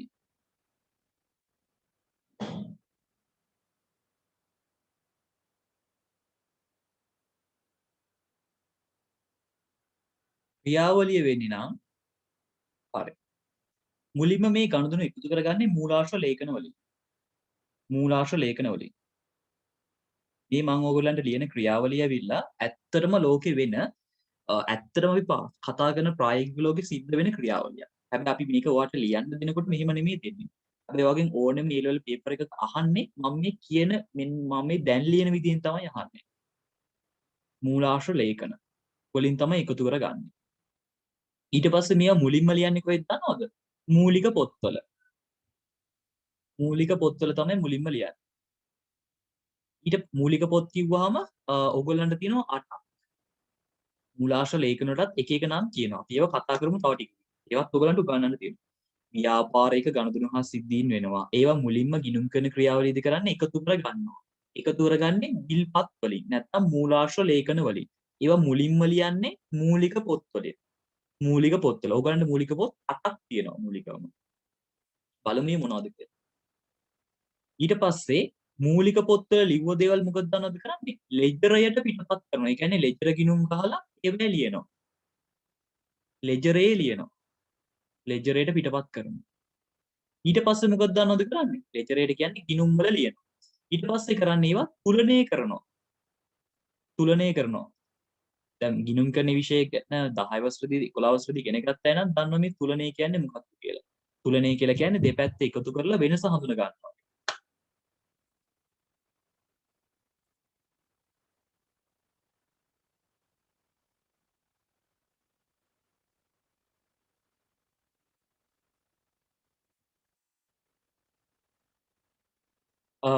ප්‍රශ්නයක් අපෙන් අහලා තිනවා ගිණුම් කරන ක්‍රියාවලිය ඇහුවොත් ඔය මුළු chart එකම අදින්න ඕනේ. නෑ. ගිණුම් කරන ක්‍රියාවලිය ගිණුම් කරන ක්‍රියාවලිය කියලා ඇහුවොත් ඔයාගෙන් නිකම්ම ගිණුම් කරන ක්‍රියාවලිය කියලා ඇහුවොත් ඔයා මෙන්න මේ ක්‍රියාවලියට අදාළ පියවර ටික මේ ටික විතරක් කරාම ඇති. කියන්නේ මෙන්න මේ ටික විතරක් ඇන්දනම් ඇති. මේක තමයි ඔයාගෙන් ගිණුම් කරන ක්‍රියාවලිය කිව්වම අහන්නේ. මම මේ අදින්නේ සමස්ත ක්‍රියාවලිය. මේක හදිහා අහන්න ඕනේ යෙදවුම් නිමවුම් සහිතව සමස්ත ගිණුම් කරන ක්‍රියාවලිය. ඒක ප්‍රශ්නයත් එක්ක තේරුම් ගන්න පුළුවන් අපිට. ඇයි දන්නවද?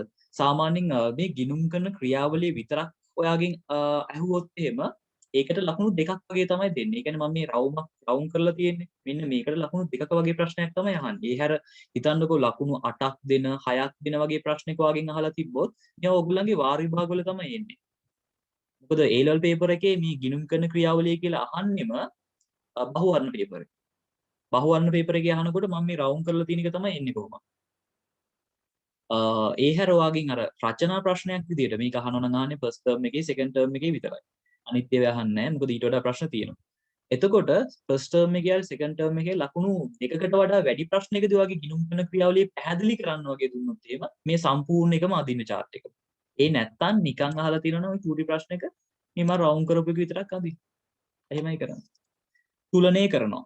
ඊට පස්සේ ඒවා අපි මොකද දන්නවද කරන්නේ? ශේෂ පිරික්සුමේ ලියනවා.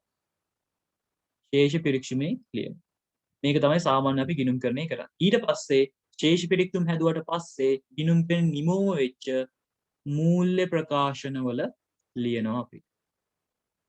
හරි. අපි එහෙනම් තවදුරටත් මේක සාකච්ඡා කරමු ස්ලයිඩ් වල. මේක තමයි සාමාන්‍ය ක්‍රියාවලිය වෙන්නේ. නම් දැන් ස්ක්‍රීන් එකේ දාලා තියෙන එක දාලා තියෙන්නේ සාරාංශගතව. ඔයාලට බලන්න පුළුවන්. ගිණුම් කරන ක්‍රියාවලිය ගත්තොත් ගිණුම් කරන යෙදවුම් විදිහට ගන්න අපි ගනුදෙනු හා සිද්ධිය. ඒ කියන්නේ අර බාන්න ගත්තා බාන්න වික්කා ඒවා. ක්‍රියාවලිය වෙන්නේ මම සාරාංශගතව දාලා තියෙන කලින් කිව්වා මූලික සටහන් පොත්වල සටහන් කිරීම.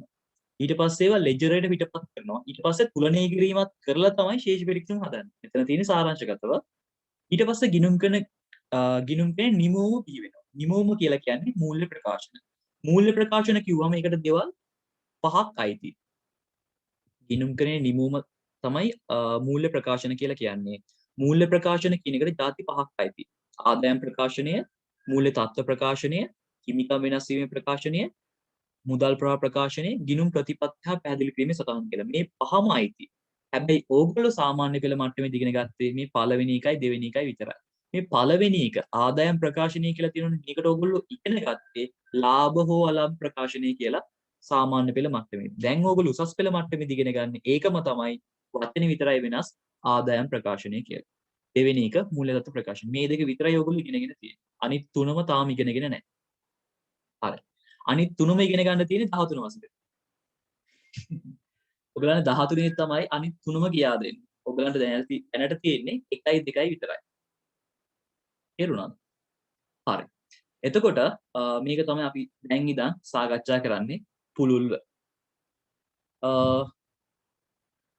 මම මේකේ පැහැදිලි කිරීම කරපු නිසා මම ඊළඟ ස්ලයිඩ් වලට යන්නේ නැතුව ඉන්න. මොකද ඒකේ මම පැහැදිලි කිරීම දාලා තියෙන්නේ අපි කෙලින්ම නෝට් එකට යන ටියුට් එකට. නැත්නම් අද දවසේදී අපිට ගොඩක් ඉවර කරගන්න බැරි තත්ත්වයක් උදා වෙන්න පුළුවන්. හරි. බලන්න ගිණුම් කරන ක්‍රියාවලිය කියලා තියෙනවා. ගිණුම් කරන්නේ කාරයන් කිහිපයකින් යුත් අඛණ්ඩ ක්‍රියාවලියක. ඕනෑම ක්‍රියාවලියක පියවර 3යිලු.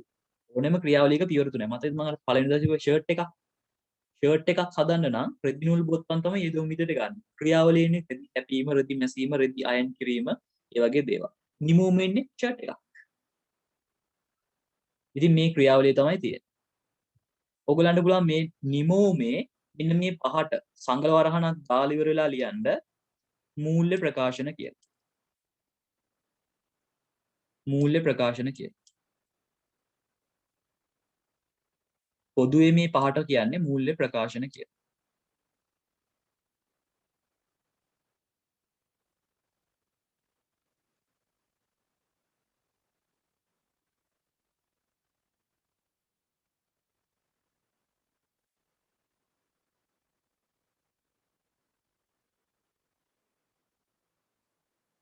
හරි නේද? මූල්‍ය ප්‍රකාශන. මේක හරියට පේන්නේ නැහැ, පැහැදිලි නැහැ අකුරු ටික. මම සංගල වරහණක් දාලා ලියලා තියෙන්නේ මූල්‍ය ප්‍රකාශන කියලා. හරි. ඊට පස්සේ ඒ ටික පැහැදිලි කරගන්නයි තියෙන්නේ. අපි ටියුට් එකත් එක්ක මේ ටික බලමු. එච්චර අමාරු නෑ. ගිණුම් කරන යෙදෝ. ගිණුම් කරන්නේ නිමවුම වන මූල්‍ය ප්‍රකාශන බිහි කිරීමට පදනම් වශයෙන් භාවිතා කරන දෑ ගිණුම් කරන යෙදොම් වේ. ඒවා ගනුදෙනු හා සිද්ධි වේ කියලා තියෙනවා.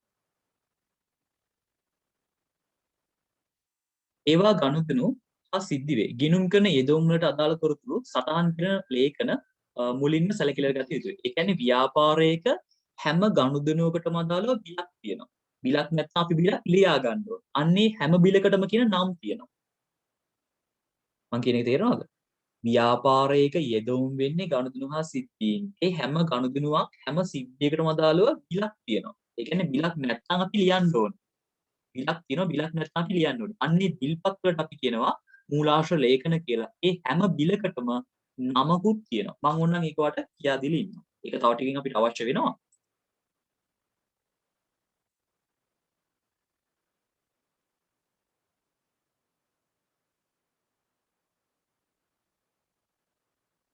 හරි. එකක් තමයි ව්‍යාපාරයක මුදල් ලැබීමකදී. ව්‍යාපාරයක මුදල් ලැබීමකදී නැත්නම් චෙක්පත් ලැබීමේදී. මුදල් චෙක්පත් ලැබීමේදී. ඊට අදාළ මූලාශ්‍ර ලේඛනේ නැත්නම් බිලට කියන්නේ අපි ලදුපත් කියලා. ව්‍යාපාරයකට මුදලක් හම්බ වුණොත් නැත්නම් චෙක්පතක් හම්බ වුණොත් ඊට අදාළ මූලාශ්‍ර ලේඛනට අපි කියනවා ලදුපත් කියලා. දැන් ඔයගොල්ලෝ කල්පනා කරයි ඔයාට ව්‍යාපාරයක් තියෙනවා නම් ඔයාගේ ව්‍යාපාරේ මම ඇවිල්ලා භාණ්ඩ මිලදී ගන්නවා නම් මම ඔයාට සල්ලි දීලා භාණ්ඩ ගන්නවා. මම ඔයාට බිලකුත් දෙනවද? මම ඔයාට බිලකුත් දෙනවද? නෑ ඔයානේ මට දෙන්නේ. ඒතකොට ලදුපතක් කියන්නේ මොකද්ද? මුදල් ලැබීමකද චෙක්පත් ලැබීමකද දෙනවා කියන්නේ. එහෙමනේ. දැන් ඔයාගේ කඩේට ඇවිල්ලා මම භාණ්ඩ මිලදී ගන්නකොට ඔයා මට බිලක් දෙනවා. හැබැයි ඒ බිල මට ඔයා ඒ කියන්නේ අර හිතන්නකෝ අර මැෂින් එකකින් ඉරලා දෙනවා.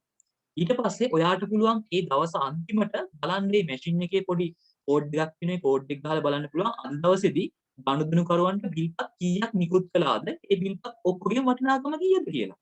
පොඩි සමරයක් ගන්න පුළුවන්. අද දවසේදී කීයක් බිල් කැඩුවද? ඒකේ මුළු වටිනාකම කීයද කියලා. ඉතින් ඔයාලට අන්න ඒ වගේ කොලයක් ගන්න පුළුවන්. ඒ කොලේ තියෙන්නේ ඒ කොලේ තේරුම වෙන්නේ අද දවසේදී ඔයාට සල්ලි හම්බෙච්ච ඔක්කොම ගාන. ලදුපතක්. ඒකට කියන්නේ ලදුපතක් කියලා. ඕක ඔයාට හොඳට බලා ගන්න පුළුවන් හાર્ඩ්වෙයාර් එකේ. ඔයා හાર્ඩ්වෙයාර් එකට ගිහිල්ලා භාණ්ඩ ගන්නවා නම් ඔයා භාණ්ඩ මොනවා හරි ගත්තට පස්සේ හાર્ඩ්වෙයාර් එකේ මුදලාලි එයා ගාව බිල් පොතක් ඇති. එයා ගාව ගොඩක් අර මැෂින් එකක් නැහැ බිල් පොතක් තියෙන. එයා බිල් පොතේ එක කොලයක් යටින් කාබන් කොලයක් කියලා ඉවරලා ඔයා ගත්තේ මොනවද කියලා ලියයි. කියලා ඔයාගේ නමක් ලියලා දිනෙත් දාලා ඒ කොලේ ඉරලා දෙයි. එතකොට ඒ ලියුණු කොලේම සටහන් කරපු දේවල් එයාගේ පොතේ කොලේක ලියවෙනවා. අන්න ඒ කොලේ තමයි ලදුපත කියලා කියන්නේ. මං හිතනවා තේරෙන්න ඇති කියලා.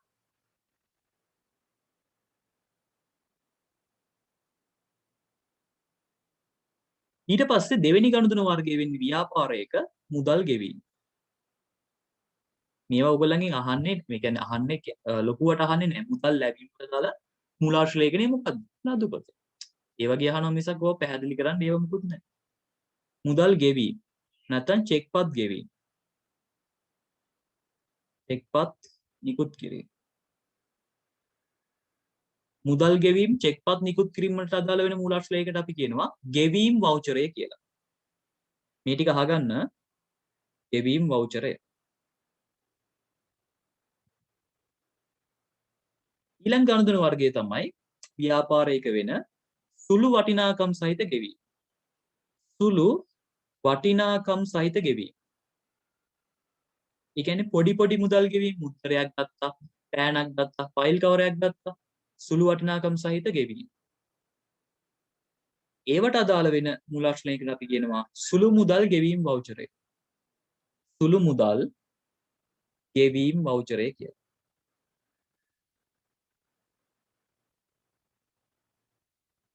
සුළු මුදල් ගෙවීම් වවුචරය.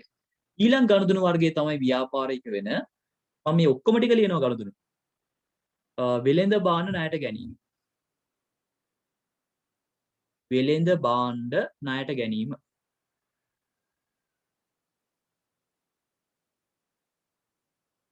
වෙළඳ භාණ්ඩ ණයට ගැනීමට අදාළ වෙන මූලාශ්‍ර ලේඛනයට අපි කියනවා ගැනුම් ඉන්වොයිසිය කියලා.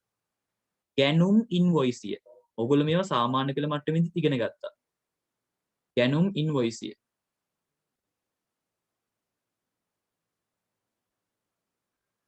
ඊළඟට ණයට ගත් වෙළඳ භාණ්ඩ පසු ඒකට අදාළ ලේඛන. ඒ ඔක්කොම වාට කියා දෙන්න. මේවට අදාළ වෙන වෙනම පාඩම් තියෙනවා. ඒ පාඩම් වලදී මම කියා දෙන්නම් මේවා කොහොමද හැදෙන්නේ ඒ දේවලුත් එක්කම. දැනට බලා ගන්න ව්‍යාපාරයක වෙන ගනුදෙනු ටිකයි ව්‍යාපාරයක වෙන්න පුළුවන් ඔය ගනුදෙනු වර්ග ටිකයි ඒවට අදාළව බිල් වලට කියන නම් ටිකයි. ඊළඟ එක තමයි වෙළඳ භාණ්ඩ ණයට විකිණීම. ගොඩක් නෑ. අංක වලින් ගත්තොත් 1 2 3 4 5 6යි 7යි 8ක් විතර තියෙනවා.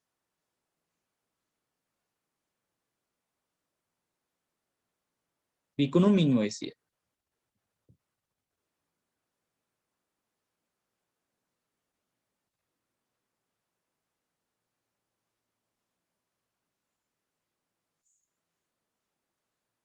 ඊළඟ එක ඇවිල්ලා දැන් අපි භාණ්ඩ ණයට වික්කනේ. ඒ වික්ක භාණ්ඩ ඒ අපෙන් භාණ්ඩ ණයට ගත්ත කට්ටිය ඒගොල්ලෝ ත්‍රිපා කියලා අපිට දුන්නොත්.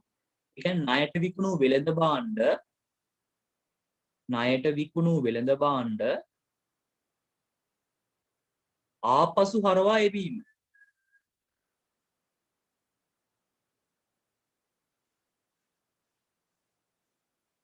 ඒකට අදාළ වෙන්නේ බැර මූලාශ්‍ර ලේඛනය.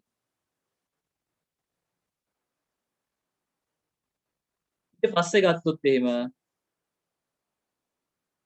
අනිකුත් සියලු මේ කියන්නේ මේ කතා කරපු ටිකක්වත් නැති ඔක්කොම ටික. මේ අපි උඩ ලිව්ව හතම නැතුව අනිත් ඕනෙම එකක්. අනිකුත් සියලුම ඒ අනිත් හැම එකකටම අදාළ වෙන්නේ ජර්නල් වවුචරය. ජර්නල් වවුචරය. ඒ කියන්නේ අපි මේ උඩ ලිව්ව හතම නැතුව වෙන ඕනෙම එකක් තිබ්බොත් ඒකට අදාළ වෙන්නේ ජර්නල් වවුචරය. උදාහරණයක් කියන්නම් ඕන. සුනාමි ආපදාවක්. නැත්තම් ගම් වතුර හානියක්. ගම් වතුර හානියකට බිලක් හම්බෙන්නේ නැහනේ. හම්බෙනවද? නෑ. ඒ වගේ දෙයක් වුණොත් ජර්නල් වවුචරය තමයි පාවිච්චි කරන්නේ. ඊට පස්සේ ඒ කියන්නේ අපිම බිලක් ලියා ගන්න. ඒ කියන්නේ අපිට වෙච්ච පාඩුව ගැන. ඊට පස්සේ ණයගැතියෙක් මිය ගියොත් ඔන්න ඒකට වෙනම අපි බිලක් හදා ගන්නවා. ඒවට කියන ජර්නල් වවුචර්ස් කියලා. හරි. ඉතින් මෙන්න මේ ටික තමයි ව්‍යාපාරය වෙන ගනුදෙනු වෙන්නේ සහ ඒවට දාල මූලාශ්‍ර ලේඛන වෙන්නේ. මේ යට විතරයි තියෙන්නේ. මේවා නම් පාඩම් කරගන්න වෙනවා. A level paper එකෙත් මේ ප්‍රශ්න අහලා තියෙනවා. මේවයි ලදුපත් ගෙවීම් වවුචර් ඒ වයින් අහලා තියෙන ප්‍රශ්නයක්. ඒක මොනවද කියලා නෙමෙයි අහලා තියෙන්නේ. ගනුදෙනුවක් කියලා මේ ගනුදෙනුවට දාල වෙන බිල්පතේ නම් මොකක්ද? එහෙම අහලා තියෙනවා. හරි. ඉතින් ඔයාලට බලන්න පුළුවන් අපි ආයේ ටියුට් එකට යන්. මෙතන නිදසුන් විදියට දෙකක් දාලා තියෙනවා. මුදල් ලැබීමේදී නම් ලදුපතක් කියලා කියනවා. මුදල් ගෙවීමකදී නම් වවුචරයක් කියලා කියනවා. ඉතින් ඔයාලට බලා ගන්න පුළුවන් ටියුට් එකේ මේ ඔක්කොම ටික දාලා තියෙනවා. හැබැයි දාලා තියෙන්නේ ගනුදෙනු වලින් නෙමේ බිල්පත් වලිනුයි ඒ බිල්පත් ලියන මූලික පොත් ටිකයි දාලා තියෙන්නේ ඔයගොල්ලන්ට. බලන්නකෝ මුලින්ම තියෙනවා මුදල් ලැබීමේ කුයිතාන්ස් නැත්නම් ලදුපත්. ලදුපත් නැත්නම් මුදල් ලැබීමේ කුයිතාන්ස් කියන එක පාවිච්චි කරලා ලියන්නේ මුදල් ලැබීම් ජර්නල් එක තමයි තොරතුරු. මේක තමයි ලියන්නේ. ගෙවීම් වවුචර් එක වාර්තා කරන්නේ මුදල් ගෙවීම් සම්බන්ධ තොරතුරු. ඒවා ලියන්න මූලික පොතට කියනවා මුදල් ගෙවීම් ජර්නල් එක කියලා. ඊට පස්සේ ගැනුම් ඉන්වොයිස් එක පාවිච්චි කරන්නේ වෙළඳ භාණ්ඩ ණයට ගැනීමට. ඒකේ තොරතුරු වාර්තා කරන මූලික පොතට අපි කියනවා ගැනුම් ජර්නල් එක කියලා. විකුණුම් ඉන්වොයිස් එක. විකුණුම් ඉන්වොයිස් එක ලියන්නේ මොනවද? වෙළඳ භාණ්ඩ ණයට විකිණීම. ඒක ලියන මූලික පොතට කියනවා විකුණුම් ජර්නල් එක කියලා. ඔක්කොම තියෙන්නේ ජර්නල් නේ. ඒ ඔක්කොම මූලික පොත් නේ. ඔක්කොම මූලික පොත්. හරපත් මොකේද ආවේ? හරපතක් ආවේ අපි ණයට ගත්ත භාණ්ඩ ආපහු ඇව්වොත් එහෙනම් ඒක ලියන්නේ ආපසු යැවුම් ජර්නල් එක. බැරපත් කිව්වේ අපි ණයට වික්ක භාණ්ඩ ආපහු එව්වොත් එහෙනම් ඒක ලියන්නේ ආපසු එවුම් ජර්නල් එක. තේරෙන්නේ නැත්නම් අහන්න ප්‍රශ්න. මම මේ කලින් බෝඩ් එකේ ලිව්වේ මේ විදිහට ලිව්වනේ මේ ලියලා තියෙන්නේ ව්‍යාපාරයක වෙන ගනුදෙනු වර්ගයි ඒ ගනුදෙනුවට දාලා මූලාශ්‍ර ලේඛන ටිකයි. දැන් ඔයගොල්ලන් ටියුට් එකේ දීලා තියෙන්නේ එහෙම නෙමෙයි. ටියුට් එකේ දීලා තියෙන්නේ මෙන්න මේ එක එක මූලාශ්‍ර ලේඛන වලින් අරගන්න තොරතුරු ලියන මූලික පොත් ටික. ලදුපත් පාවිච්චි කරලා ලියන්නේ කොහෙද? මුදල් ලැබීම් ජර්නල් එක. මේක ඔයගොල්ලෝ මීට කලින් ඉගෙනගෙන නැහැ. ඔයගොල්ලෝ ඕලෙල් කාලේදී ඉගෙන ගත්තේ මුදල් පොත්. දැන් අපි ඉගෙන ගන්නේ මුදල් ලැබීම් ලියන්නේ මුදල් ලැබීම් ජර්නල් එක කියලා. චෙක්පත් ගෙවීම් මුදල් ගෙවීම් ලියන්නේ මුදල් ගෙවීම් ජර්නල් එක කියලා.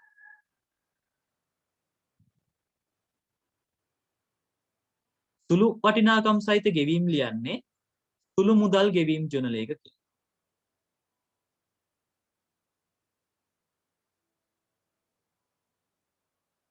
ගැනුම් ඉන්වොයිස් එක පාවිච්චි කරලා ලියන්නේ ගැනුම් ජර්නල් එක කියලා. හරපත් පාවිච්චි කරලා ලියන්නේ ආපසු යැවුම් ජර්නල් එක. මේව නම් බලා ගන්න වෙනවා. විකුණුම් ඉන්වොයිස් එක පාවිච්චි කරලා ලියන්නේ විකුණුම් ජර්නල් එක. මේවා ඔයගොල්ලෝ දැන් බය වෙන්න එපා. දැන්ම කටපාඩම් කරගන්න එහෙම ඕනේ කියලා. මේවට වෙනම පාඩම් තියෙනවා. මේවා වෙනම පාඩම් වෙනම ටියුට් වලින් කතා කරනවා. ඒකට මේව කොහොමත් ඔයගලන්ට පාඩම් කරගන්න වෙනවා. ඒ කියන්නේ වෙනම අපි මේවෙන් ගණන් හදන්න එහෙම තියෙනවා. වෙනවම උගන්වනවා මේවා. ඒකට කොහොමත් මේ ටික නිකම්ම හුරු වෙනවා. ඕලෙල් කරපු වැඩ නම් කොහොමත් ටිකක් හරි හුරු ඇති මේවා. ලොකු වෙනස්කම් නැහැ මේ ආකෘති වල. ඕලෙල් කාලේ ඉගෙන ගත්ත ඒවාම තමයි තියෙන්නේ. ණයට විකුණු භාණ්ඩ ආපසු වරා යවුවොත් ඒක ලියන්නේ ආපසු එවුම් ජර්නල් එක.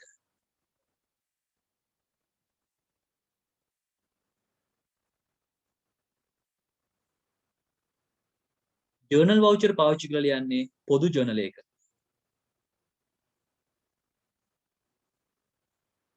මෙන්න මේ විදිහට තමයි අපි එක එක ගනුදෙනු වර්ග වාර්තා කරන මූලික පොත් ටික වෙන්නේ.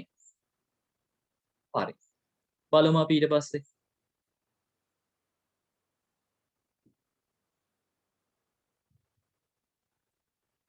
ඒ ටික තමයි මෙතන දීලා තියෙන්නේ. හැබැයි අර ගනුදෙනු වර්ග ටික නෑ. සුළු මුදල් වවුචර් පාවිච්චි කරලා ලියන්නේ සුළු මුදල් ජර්නල් එක. ජර්නල් වවුචර් පාවිච්චි කරලා ලියන්නේ පොදු ජර්නල් එක. ඒ ඩොට් ටික කෙලින් එන්න තියෙන්න ඕනේ. යා කරන්න ඕනේ නෑ මොකද. හරි. ඊට පස්සේ මම ඔයගලන්ට කිව්ව මතකද මම ඇන්දි ක්‍රියාවලිය. මතකද මං ඇන්දි ක්‍රියාවලියද මම ඔයාලට කිව්වා මුලින්ම මූලාශ්‍ර ලේඛන වලින් ගනුදෙනු එකතු කර ගන්න. ඊට පස්සේ මුලින්ම මූලික පොත්වල ලියනවා. ඊට පස්සේ ඒවා ලෙජරයට පිටපත් කරනවා.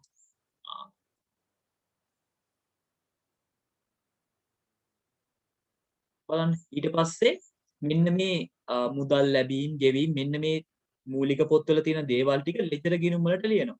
ලෙජර ගිණුම් ගත්තොත් වර්ග පහක් තියෙනවලු මේ වත්කම් වගකීම් හිමිකම් ආදායම් වියදම් කියලා වර්ග පහයි. ඉතින් මෙන්න මේ වර්ග පහේ ගිණුම් ඇතුලේ කියන එකයි අපි කරන්නේ.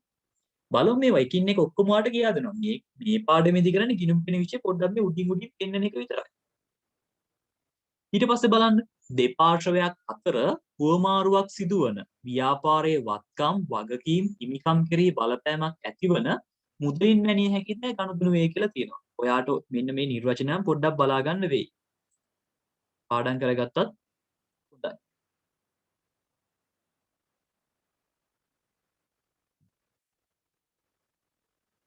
මේක highlight කරගන්න.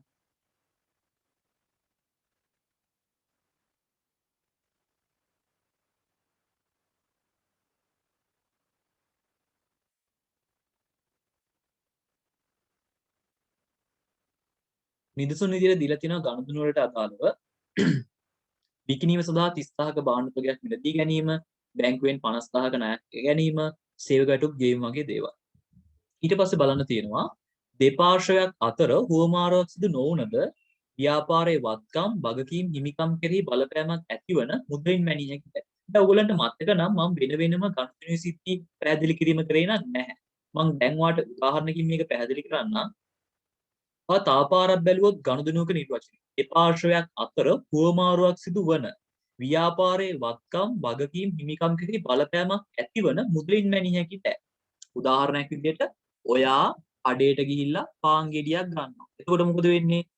කඩේ මුදලාලිට අයිති වෙලා තිබ්බ පාන් ගෙඩියක් ඔයාට හම්බ වෙනවා. ඒ කියන්නේ ඔන්න බලන්න. දෙපාර්ශවයක් හිටියා ව්‍යාපාරයේ තිබ්බ පාන් අඩු වෙලා ඔයාගේ රුපියල් 50 කඩේට හම්බ වෙනවා. ඒ කියන්නේ ව්‍යාපාරයේ දෙපාර්ශවයක් අතර හුවමාරුවක් වුණා. ව්‍යාපාරයේ වත්කම් වගකීම් හිමිකම් වලට බලපෑමක් වුණා. ඒවට කියනවා ගනුදෙනු. බැංකුවෙන් ණයක් ගත්තා නම් මොකද වෙන්නේ? බැංකුවෙන් ණයක් ගත්තා නම් ඕගොල්ලන්ගේ කඩේට සල්ලි ටිකක් හම්බ වෙනවා. ඔයාගේ කඩේ බැංකුවට මුදල් ගෙවන්න බැඳිනවා. වගකීමට බැඳෙනවා. එහෙම වෙනවා ගනුදෙනුවක් නිසා. සිද්ධියක් කියන්නේ දෙපාර්ශවයක් අතර හුවමාරුවක් වුණේ නැති වුණාට ව්‍යාපාරයේ තියෙන වත්කම් වගකීම් හිමිකම් වෙනස් වෙනවා. උදාහරණයක් විදිහට ව්‍යාපාරයේ වහලේ මොකක් හරි සිදුරකින් වතුර වැටිලා පිටි තොගයට ව්‍යාපාරයේ පිටිගෝණියට වහලෙන් වතුර වැටෙනවා. වතුර වැටිලා පිටිගෝණියේ පිටි ටිකක් පුස් කරනවා. ඒතකොට ඔන්න භාණ්ඩ ටිකක් විනාශ වෙනවා. දැන් අපි දෙපාර්ශවයක් කියලා ගන්න බෑනේ. වැස්ස ගන්න පුළුවන්. වැස්ස කෙනෙක් ගන්න බෑනේ. වහලෙ ගන්න බෑනේ. ඒතකොට දෙපාර්ශවයක් අතර උනේ නැහැ. හැබැයි ව්‍යාපාරයේ තියෙන දේවල් අඩු වැඩි වුණා. අන්න සිද්ධි.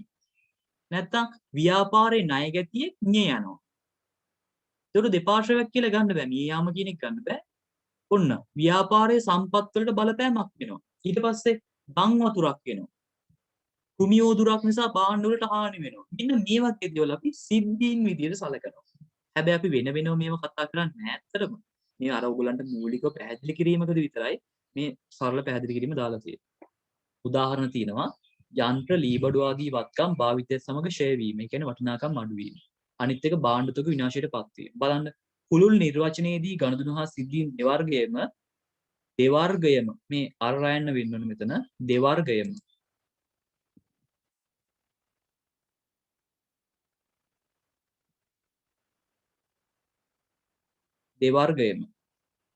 ගනුදෙනු ලෙස සලකයි නෙමෙයි සලකයි.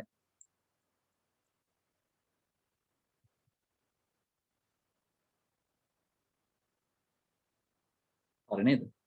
ඊට පස්සේ තියෙනවා බලන්න ගිණුම් කරන ක්‍රියාවලිය.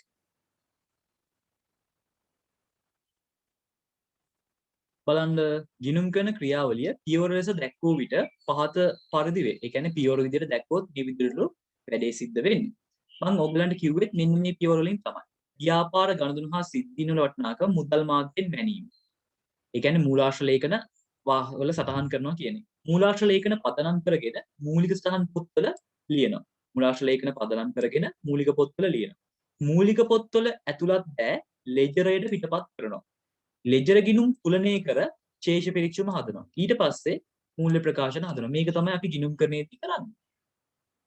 මූලාශ්‍ර ලේඛන වලින් මූලික පොත්වල ලියනවා. ඊට පස්සේ මූලික පොත්වල තිබ්බ දේවල් ලෙජරයට පිටපත් කරනවා. ලෙජරේ ඒවා තුලනය කරලා ශේෂ පිරික්සුම් හදනවා. ඊට පස්සේ මූල්‍ය ප්‍රකාශන හදනවා. ඕක තමයි කරන්නේ අපි. මේක තමයි අපි 12 වසරේදීම කරන්නේ. 12 වසර ඉවරන කාලෙම කරන්නේ මේක. ගිණුම් කරන නිමෝ බලන්න ගිණුම් කරන නිමවුම යනු ආර්ථිකමය තීරණ ගැනීමට හැකිවන පරිදි ගිණුම් කරන ක්‍රියාවලිය තුළින් බිහි කරන මූල්‍ය ප්‍රකාශන වේ. මූල්‍ය ප්‍රකාශන මූල්‍ය වර්ෂයක්, ඒ කියන්නේ අවුරුද්දක් වෙනුවෙන් පිළියෙල කරන අතර එමගින් කොටස් හිමියන් ඇතුළු බාහිර පාර්ශ්වයන්ගේ තීරණ ගැනීමට තොරතුරු සැපීම සිදු කරේ.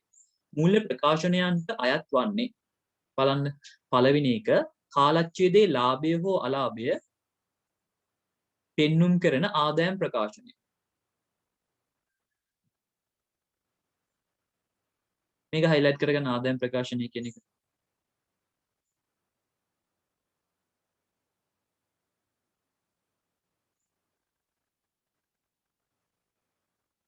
දෙවෙනි එක නිශ්චිත දිනකට පවතින වත්කම් වගකීම් හිමිකම් වල පවතින තත්ත්වය පෙන්눔 කරන මූල්‍ය තත්ත්ව ප්‍රකාශනය. තුන්වෙනි එක හිමිකමේ සිදුවන වෙනස් වීම පෙන්눔 කරන හිමිකම් වෙනස් වීමේ ප්‍රකාශනය. මේවට කියන්නේ මූල්‍ය ප්‍රකාශන කට්ටල කියලා. මේවා අහන ඕගොල්ලන්ගේ ගිණුම් කාලච්ඡේදය තුල මුදල් ගලා යෑම වෙනස් වීම පෙන්눔 කරන මුදල් ප්‍රවාහ ප්‍රකාශනය.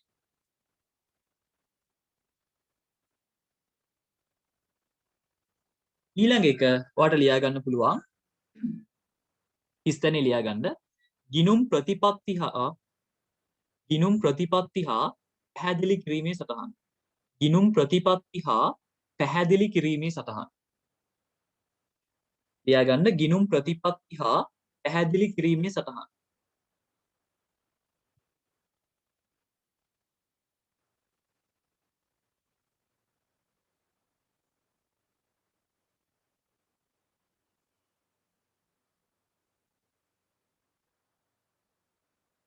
ගිණුම් ප්‍රතිපත්ති හා පැහැදිලි කිරීමේ සටහන්.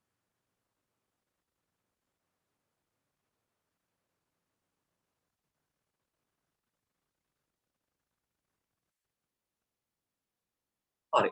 තවත් වැදගත් කොටසක් මම දැන් ඔයගොල්ලන්ට මේ කියා දෙන්න යන්නේ. හොඳට අහගන්න.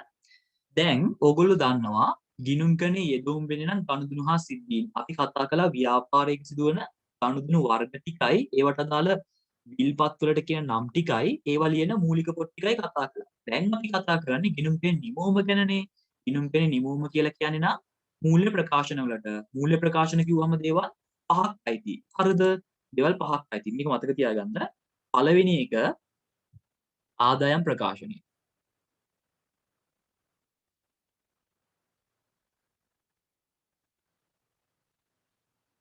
දෙවෙනි එක මේක බලන් ඉන්න මූල්‍ය තත්ත්ව ප්‍රකාශනය. මේකෙන් මීට කලින් ප්‍රශ්නයක් අහලා තියෙනවා A level papers එකේ paper එකේ. මූල්‍ය තත්ත්ව ප්‍රකාශනය. තුන්වෙනි එක හිමිකම් වෙනස් වීමේ ප්‍රකාශනය.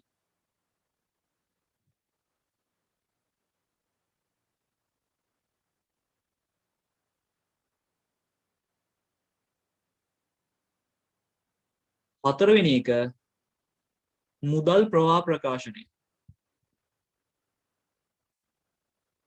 මුදල් ප්‍රවාහ ප්‍රකාශනය.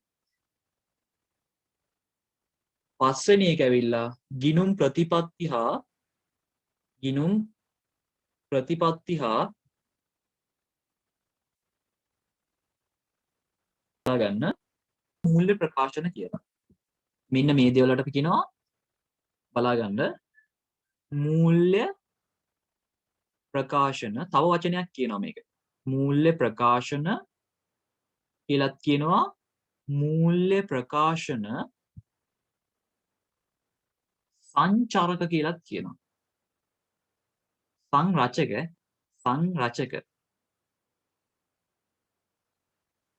සංරචක කියලාත් කියනවා.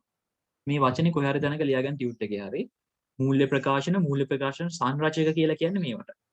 ඊට පස්සේ ඔයා දැනගෙන ඉන්නුනේ තවත් වැදගත් කොටසක් තියෙනවා මෙන්න මේකේ. මීට කලින් මේක අහලා තිනවා පේපර් එකේ. A level papers වල අහලා තිනවා. අවුරුද්දක දෙකක නෙමෙයි අවුරුදු 4ක 5කම අහලා තිනවා මේක. මෙන්න මේ එක එක මූල්‍ය ප්‍රකාශන වලින් හොයන්නේ මොනවද? නැත්නම් මේ එක එක මූල්‍ය ප්‍රකාශන පිළිල කිරීමේ අරමුණ මොකක්ද කියලා අහලා තිනවා. ආදායම් ප්‍රකාශනයක් හදන එකේ අරමුණ වෙන්නේ මෙන්න මේක.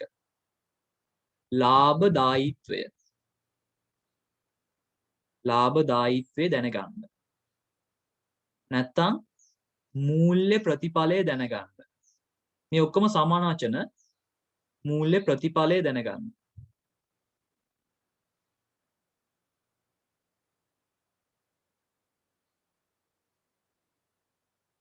නැත්තම් මෙහෙයුම් ප්‍රතිඵලය කියලාත් කියනවා මේකට.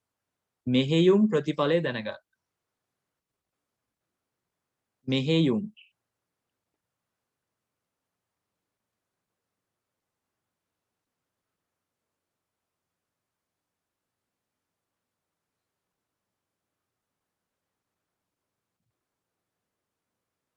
මෙහෙයුම් ප්‍රතිඵලය.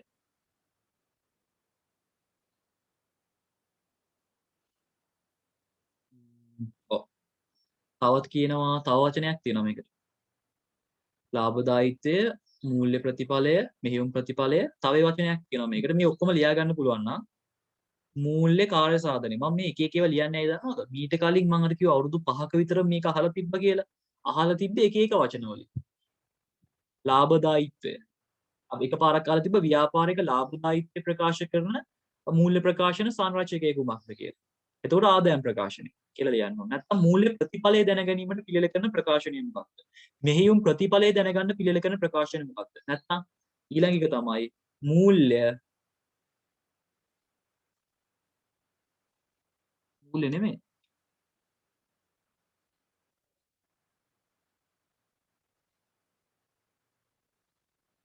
කාර්ය සාධනය. කාර්ය සාධනය.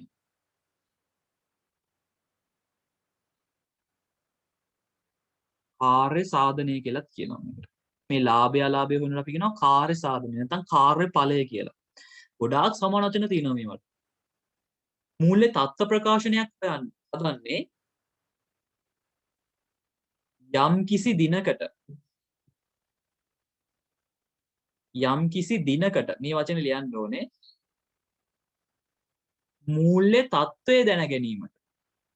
මූල්‍ය තත්ත්වය දැන ගැනීමට. ඒ කියන්නේ මේ දවසකට ව්‍යාපාරයේ තියෙන දේපොළ වල තත්ත්වය දැනගන්න. මූල්‍ය තත්ත්වය දැන ගැනීමට. උදාහරණයක් විදිහට ගත්තොත් මෙන්න මේ මූල්‍ය තත්ත්ව ප්‍රකාශනයෙන් හොයන්නේ යම් කිසි දවසකට අපි ගාව කොච්චර සල්ලි තියනවද? අපි කොච්චර බැංකු ණය එහෙම ගෙවන්න තියෙනවද? අපිට එක එක්කෙනාගෙන් සල්ලි කීයක් හම්බෙන්න තියෙනවද? අපි ගාව තියෙන වාහන කීයක් වටිනවද? අපි ගාව තියෙන ඉඩම් කීයක් වටිනවද? අන්න ඒක දැනගන්න. තමයි මේ මූල්‍ය තත්ත්ව ප්‍රකාශනය හදන්නේ. දැන ගැනීමට.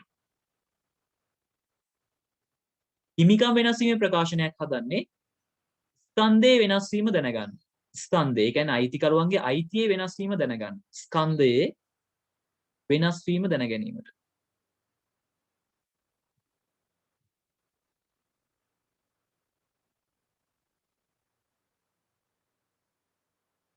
මුදල් ප්‍රවාහ ප්‍රකාශනයක් හදන්නේ මූල්‍ය තත්ත්වයේ වෙනස් වීම දැනගන්න. මූල්‍ය තත්ත්වයේ වෙනස් වීම දැනගන්න. මේක මීට කලින් අහලා තියෙනවා.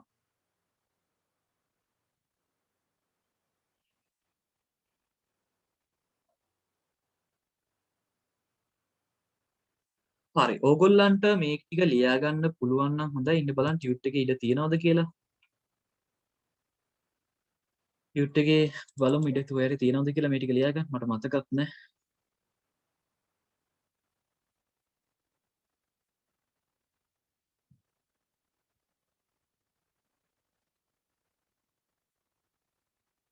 ටියුට් එකේ මේ අන්තිම පිටුවේ පොඩ්ඩක් පල්ලෙහා ඉඩ ටිකක් තියෙනවා. ඒ එතන හරි අන්තිම පිටුවේ මේ කියන්නේ 24 වෙනි පිටුවේ පල්ලෙහා ඉඩ ටිකක් තියෙනවා. එතන හරි නැත්නම් මෙන්න මෙතන.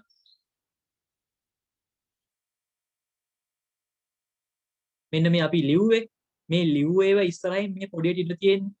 මෙන්න මේ තැන් වලින් හරි මෙන්න මේ තැන් වලින් හරි මම මේ දැන් ස්ක්‍රීන් එකේ දාන ටික ලියා ගන්න. කොහේ හරි ලියා ගන්න ටියුට් එකේ ලියනවා නම් හොඳයි. ලියන පොතේ නැත්. මේ ටික ලියා ගන්න ඕන.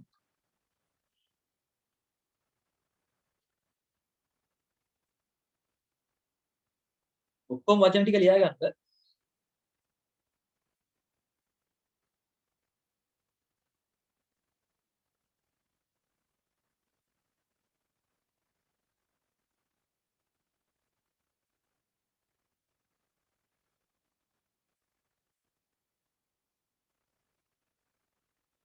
විනාඩි 2ක් 3ක් විතර දෙන්න.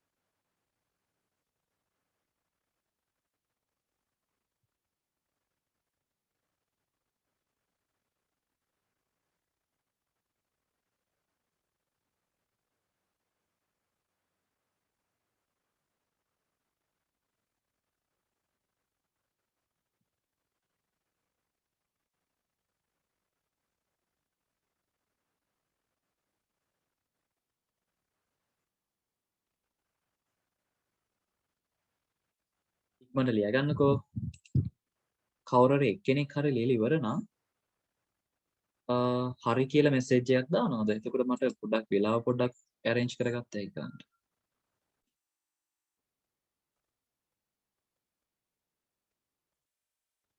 ඊට පස්සේ ඔන්න අපිට තියෙනවා homework. කෙටි පිළිතුරු ලියන්න කියලා තියෙනවා. බලන්න ප්‍රශ්න අංක 37 පහත සඳහන් ගනුදෙනු වලට අදාළ තොරතුරු සටහන් වී ඇති මූලාශ්‍ර ලේඛන සහ ගනුදෙනු සටහන් කිරීමේදී යොදා ගන්නා මූලික පොත් නම් කරන්න.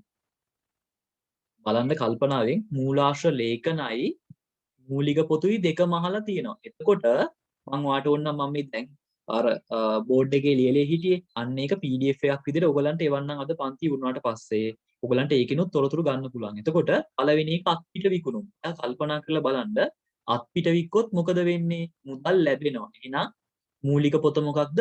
මූලාශ්‍ර ලේඛනය මොකක්ද කියලා ලියන්න. ඊට පස්සේ රක්ෂණ ගාස්තු ගෙවුවොත් මුදල් ගෙවනවා. එහෙනම් මුදල් ගෙවීමකට අදාළ වෙන මූලික පොත මොකක්ද? මූලාශ්‍ර ලේඛනය මොකක්ද කියලා ලියුව හැකියි. විකිණීම සඳහා තොගයක් අමල්ගේ ව්‍යාපාරයෙන් ලබා ගත්තොත් ඔයා හොඳට මතක තියාගන්න පුද්ගලයෙක්ගේ නමක් සඳහන් කරලා මේ වගේ අමල්ගෙන් ගත්තා, කමල්ගෙන් ගත්තා, කමල්ට දුන්නා, නිමල්ට දුන්නා පුද්ගලයෙක්ගේ නමක් සඳහන් කරලා ගත්තා වික්කා කියලා දුන්නොත් ඒවා ණය ගනුදෙනු. පුද්ගලයෙක්ගේ නමක් සඳහන් කරලා ගත්තා වික්කා කියලා දුන්නොත් ඒවා ණය ගනුදෙනු. එහෙනම් විකිණීම සඳහා තොගයක් අමල්ගේ ව්‍යාපාරයෙන් ගත්තා නම් දැනුම් sorry මම උත්තරේ කියනවා තා පොඩ්ඩෙන්. ඔයා කල්පනා කරලා බලන්න මොකද්ද කියලා. අමල්ගේ ව්‍යාපාරයට බඩු තොගයක් ඉල්ලූ වර්ගයට වඩා වෙනස් වීම මත හරවයයි. මේ කියන්නේ අපි අමල්ගෙන් ණයට ගත්ත බාණ්ඩ ඉල්ලපු જાති නෙමෙයි කියලා ආපහු යවලා. එහෙනම් ණයට ගත්ත ඒවා ආපහු යවුවොත් මූලික පොත මොකක්ද? මූලාශ්‍ර ලේඛනය මොකක්ද කියලා බලලා ලියන්න. ඊට පස්සේ ගිණුම් කරන ක්‍රියාවලියේ පියවර අනුපිළිවෙලින් ලියන්න. මේකෙදි ඔයා ගිණුම් කරන ක්‍රියාවලිය අනුපිළිවෙල ලියන්න කිව්වහම අර මං ඔයගලන්ට එව්වේ නෑ තාම. එවන්නම් කියලා කිව්වේ අන්න ඒක තියෙන පියවර ටික ලියවනවා නම් හොඳයි. මූලාශ්‍ර ලේඛන නැත්තම් මෙන්න මේ ටික ලිව්වත් කමක් නෑ. මේ තියෙන්නේ. ඒක මේ අංක 2 ඉඳන් ලිව්වත් කමක් නෑ.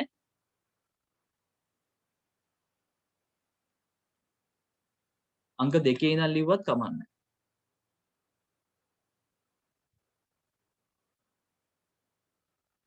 ඊට පස්සේ ප්‍රශ්න අංක 39 පහත සඳහන් දෑ ලබා ගැනීමට පිළියෙල කරන මූල්‍ය ප්‍රකාශන නම් කරන්න. ඒක තමයි දැන් ඔයගොල්ලෝ ලියාගත්ත කිව්වේ. මූල්‍ය කාර්ය සාධනය. කාර්ය සාධනය හොයන්න මොකද්ද හදන්න ඕනේ. මූල්‍ය තත්ත්වය හොයන්න මොකක්ද හදන්න ඕනේ. මූල්‍ය තත්ත්වයේ වෙනස් වීම හොයන්න මොකක්ද හදන්නේ. ස්කන්ධයේ වෙනස් වීම හොයන්න මොකක්ද හදන්නේ. මෙන්න මේ ටිකට හදන්න ඕනේ මූල්‍ය ප්‍රකාශනය මොකක්ද කියලා ලිව්වනම් හරි. ඒක මම කියන්නේ පුළුවන් කරන්න. ඊට පස්සේ අහලා තිනවා ව්‍යාපාරික පිළිවෙල කරන මූලික පොත් මොනවද කියලා. ඒක තිබ්බනේ අර කලින්. මුදල් ලැබීම් ජනලය, මුදල් ගෙවීම් ජනලය. ඉස්සර කාලේ නම් ඔයගොල්ලෝ දෙක වෙනුවට හැදුවේ මුදල් පොත කියලා එකක්. බැංකු ගිණුම. ඉස්සර කාලේ ඔයගොල්ලෝ 10 වසරේදී 11 වසරේදී හැදුවේ මුදල් පොතයි බැංකු ගිණුමයි කියලා මූලික පොත් දෙකක් හැදුවා. ඒ දෙක වෙනුවට තමයි අපි දැන් හදන්නේ මුදල් ලැබීම් ජනලය, මුදල් ගෙවීම් ජනලය කියලා. මුදල් ලැබීම් ජනලය, ගෙවීම් ජනලය, සුළු මුදල් ගෙවීම් ජනලය, ගැනුම් ජනලය, විකුණුම් ජනලය, ආපසු යවුම් ජනලය, ආපසු යවුම් ජනලය, පොදු ජනලය. ඒක ලිව්වනම් හරි.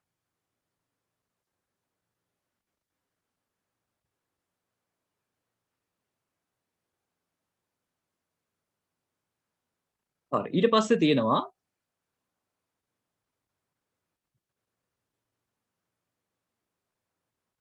තවත් කොටස් කීපයක්.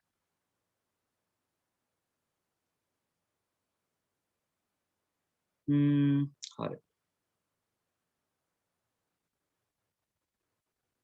ගිණුම් කරන තොරතුරු වල ගුණාත්මක ලක්ෂණ ගැන අපිට කතා කරන්න තියෙනවා. අපි මෙහෙම කරමු. අපි මේ ටික අනිත් දවසේ කතා කරමු. මොකද මම බැලුවේ අපිට ඉවර කරන්න බැරි වෙයි මේක තව ටිකක් තියෙනවා කතා කරන්න. ටියුට් එකේම. ඒක නිසා අපි මේ ටික අනිත් දවසේ කතා කරන්න තියාගමු. අනිත් දවසේ ටියුට් අනිත් පාඩමත් කරන්න වෙයි අපිට. ඒක නිසා මම ටියුට් එක මොකක් හරි ලබා දෙන්න පුළුවන් ක්‍රමයක් බලලා ඔයගලන්ට දැනුම් දීමක් කරන්න. බැරුව ගියොත් මං පන්ති හරහා දෙන්න බැරුව ගියොත් මම ඔයගලන්ට කුරිය හරි කරන්න බලන්න. බලමු අපි. එහෙනම් අපි අනිත් දවසේ හම්බෙමු. මොනවා හරි ප්‍රශ්නයක් තියෙනවා අනිවාර්යෙන් මැසේජ් එකක් දාන්න මම බලලා කියන්නම්. එහෙනම් අපි අනිත් දවසේ හම්බෙමු.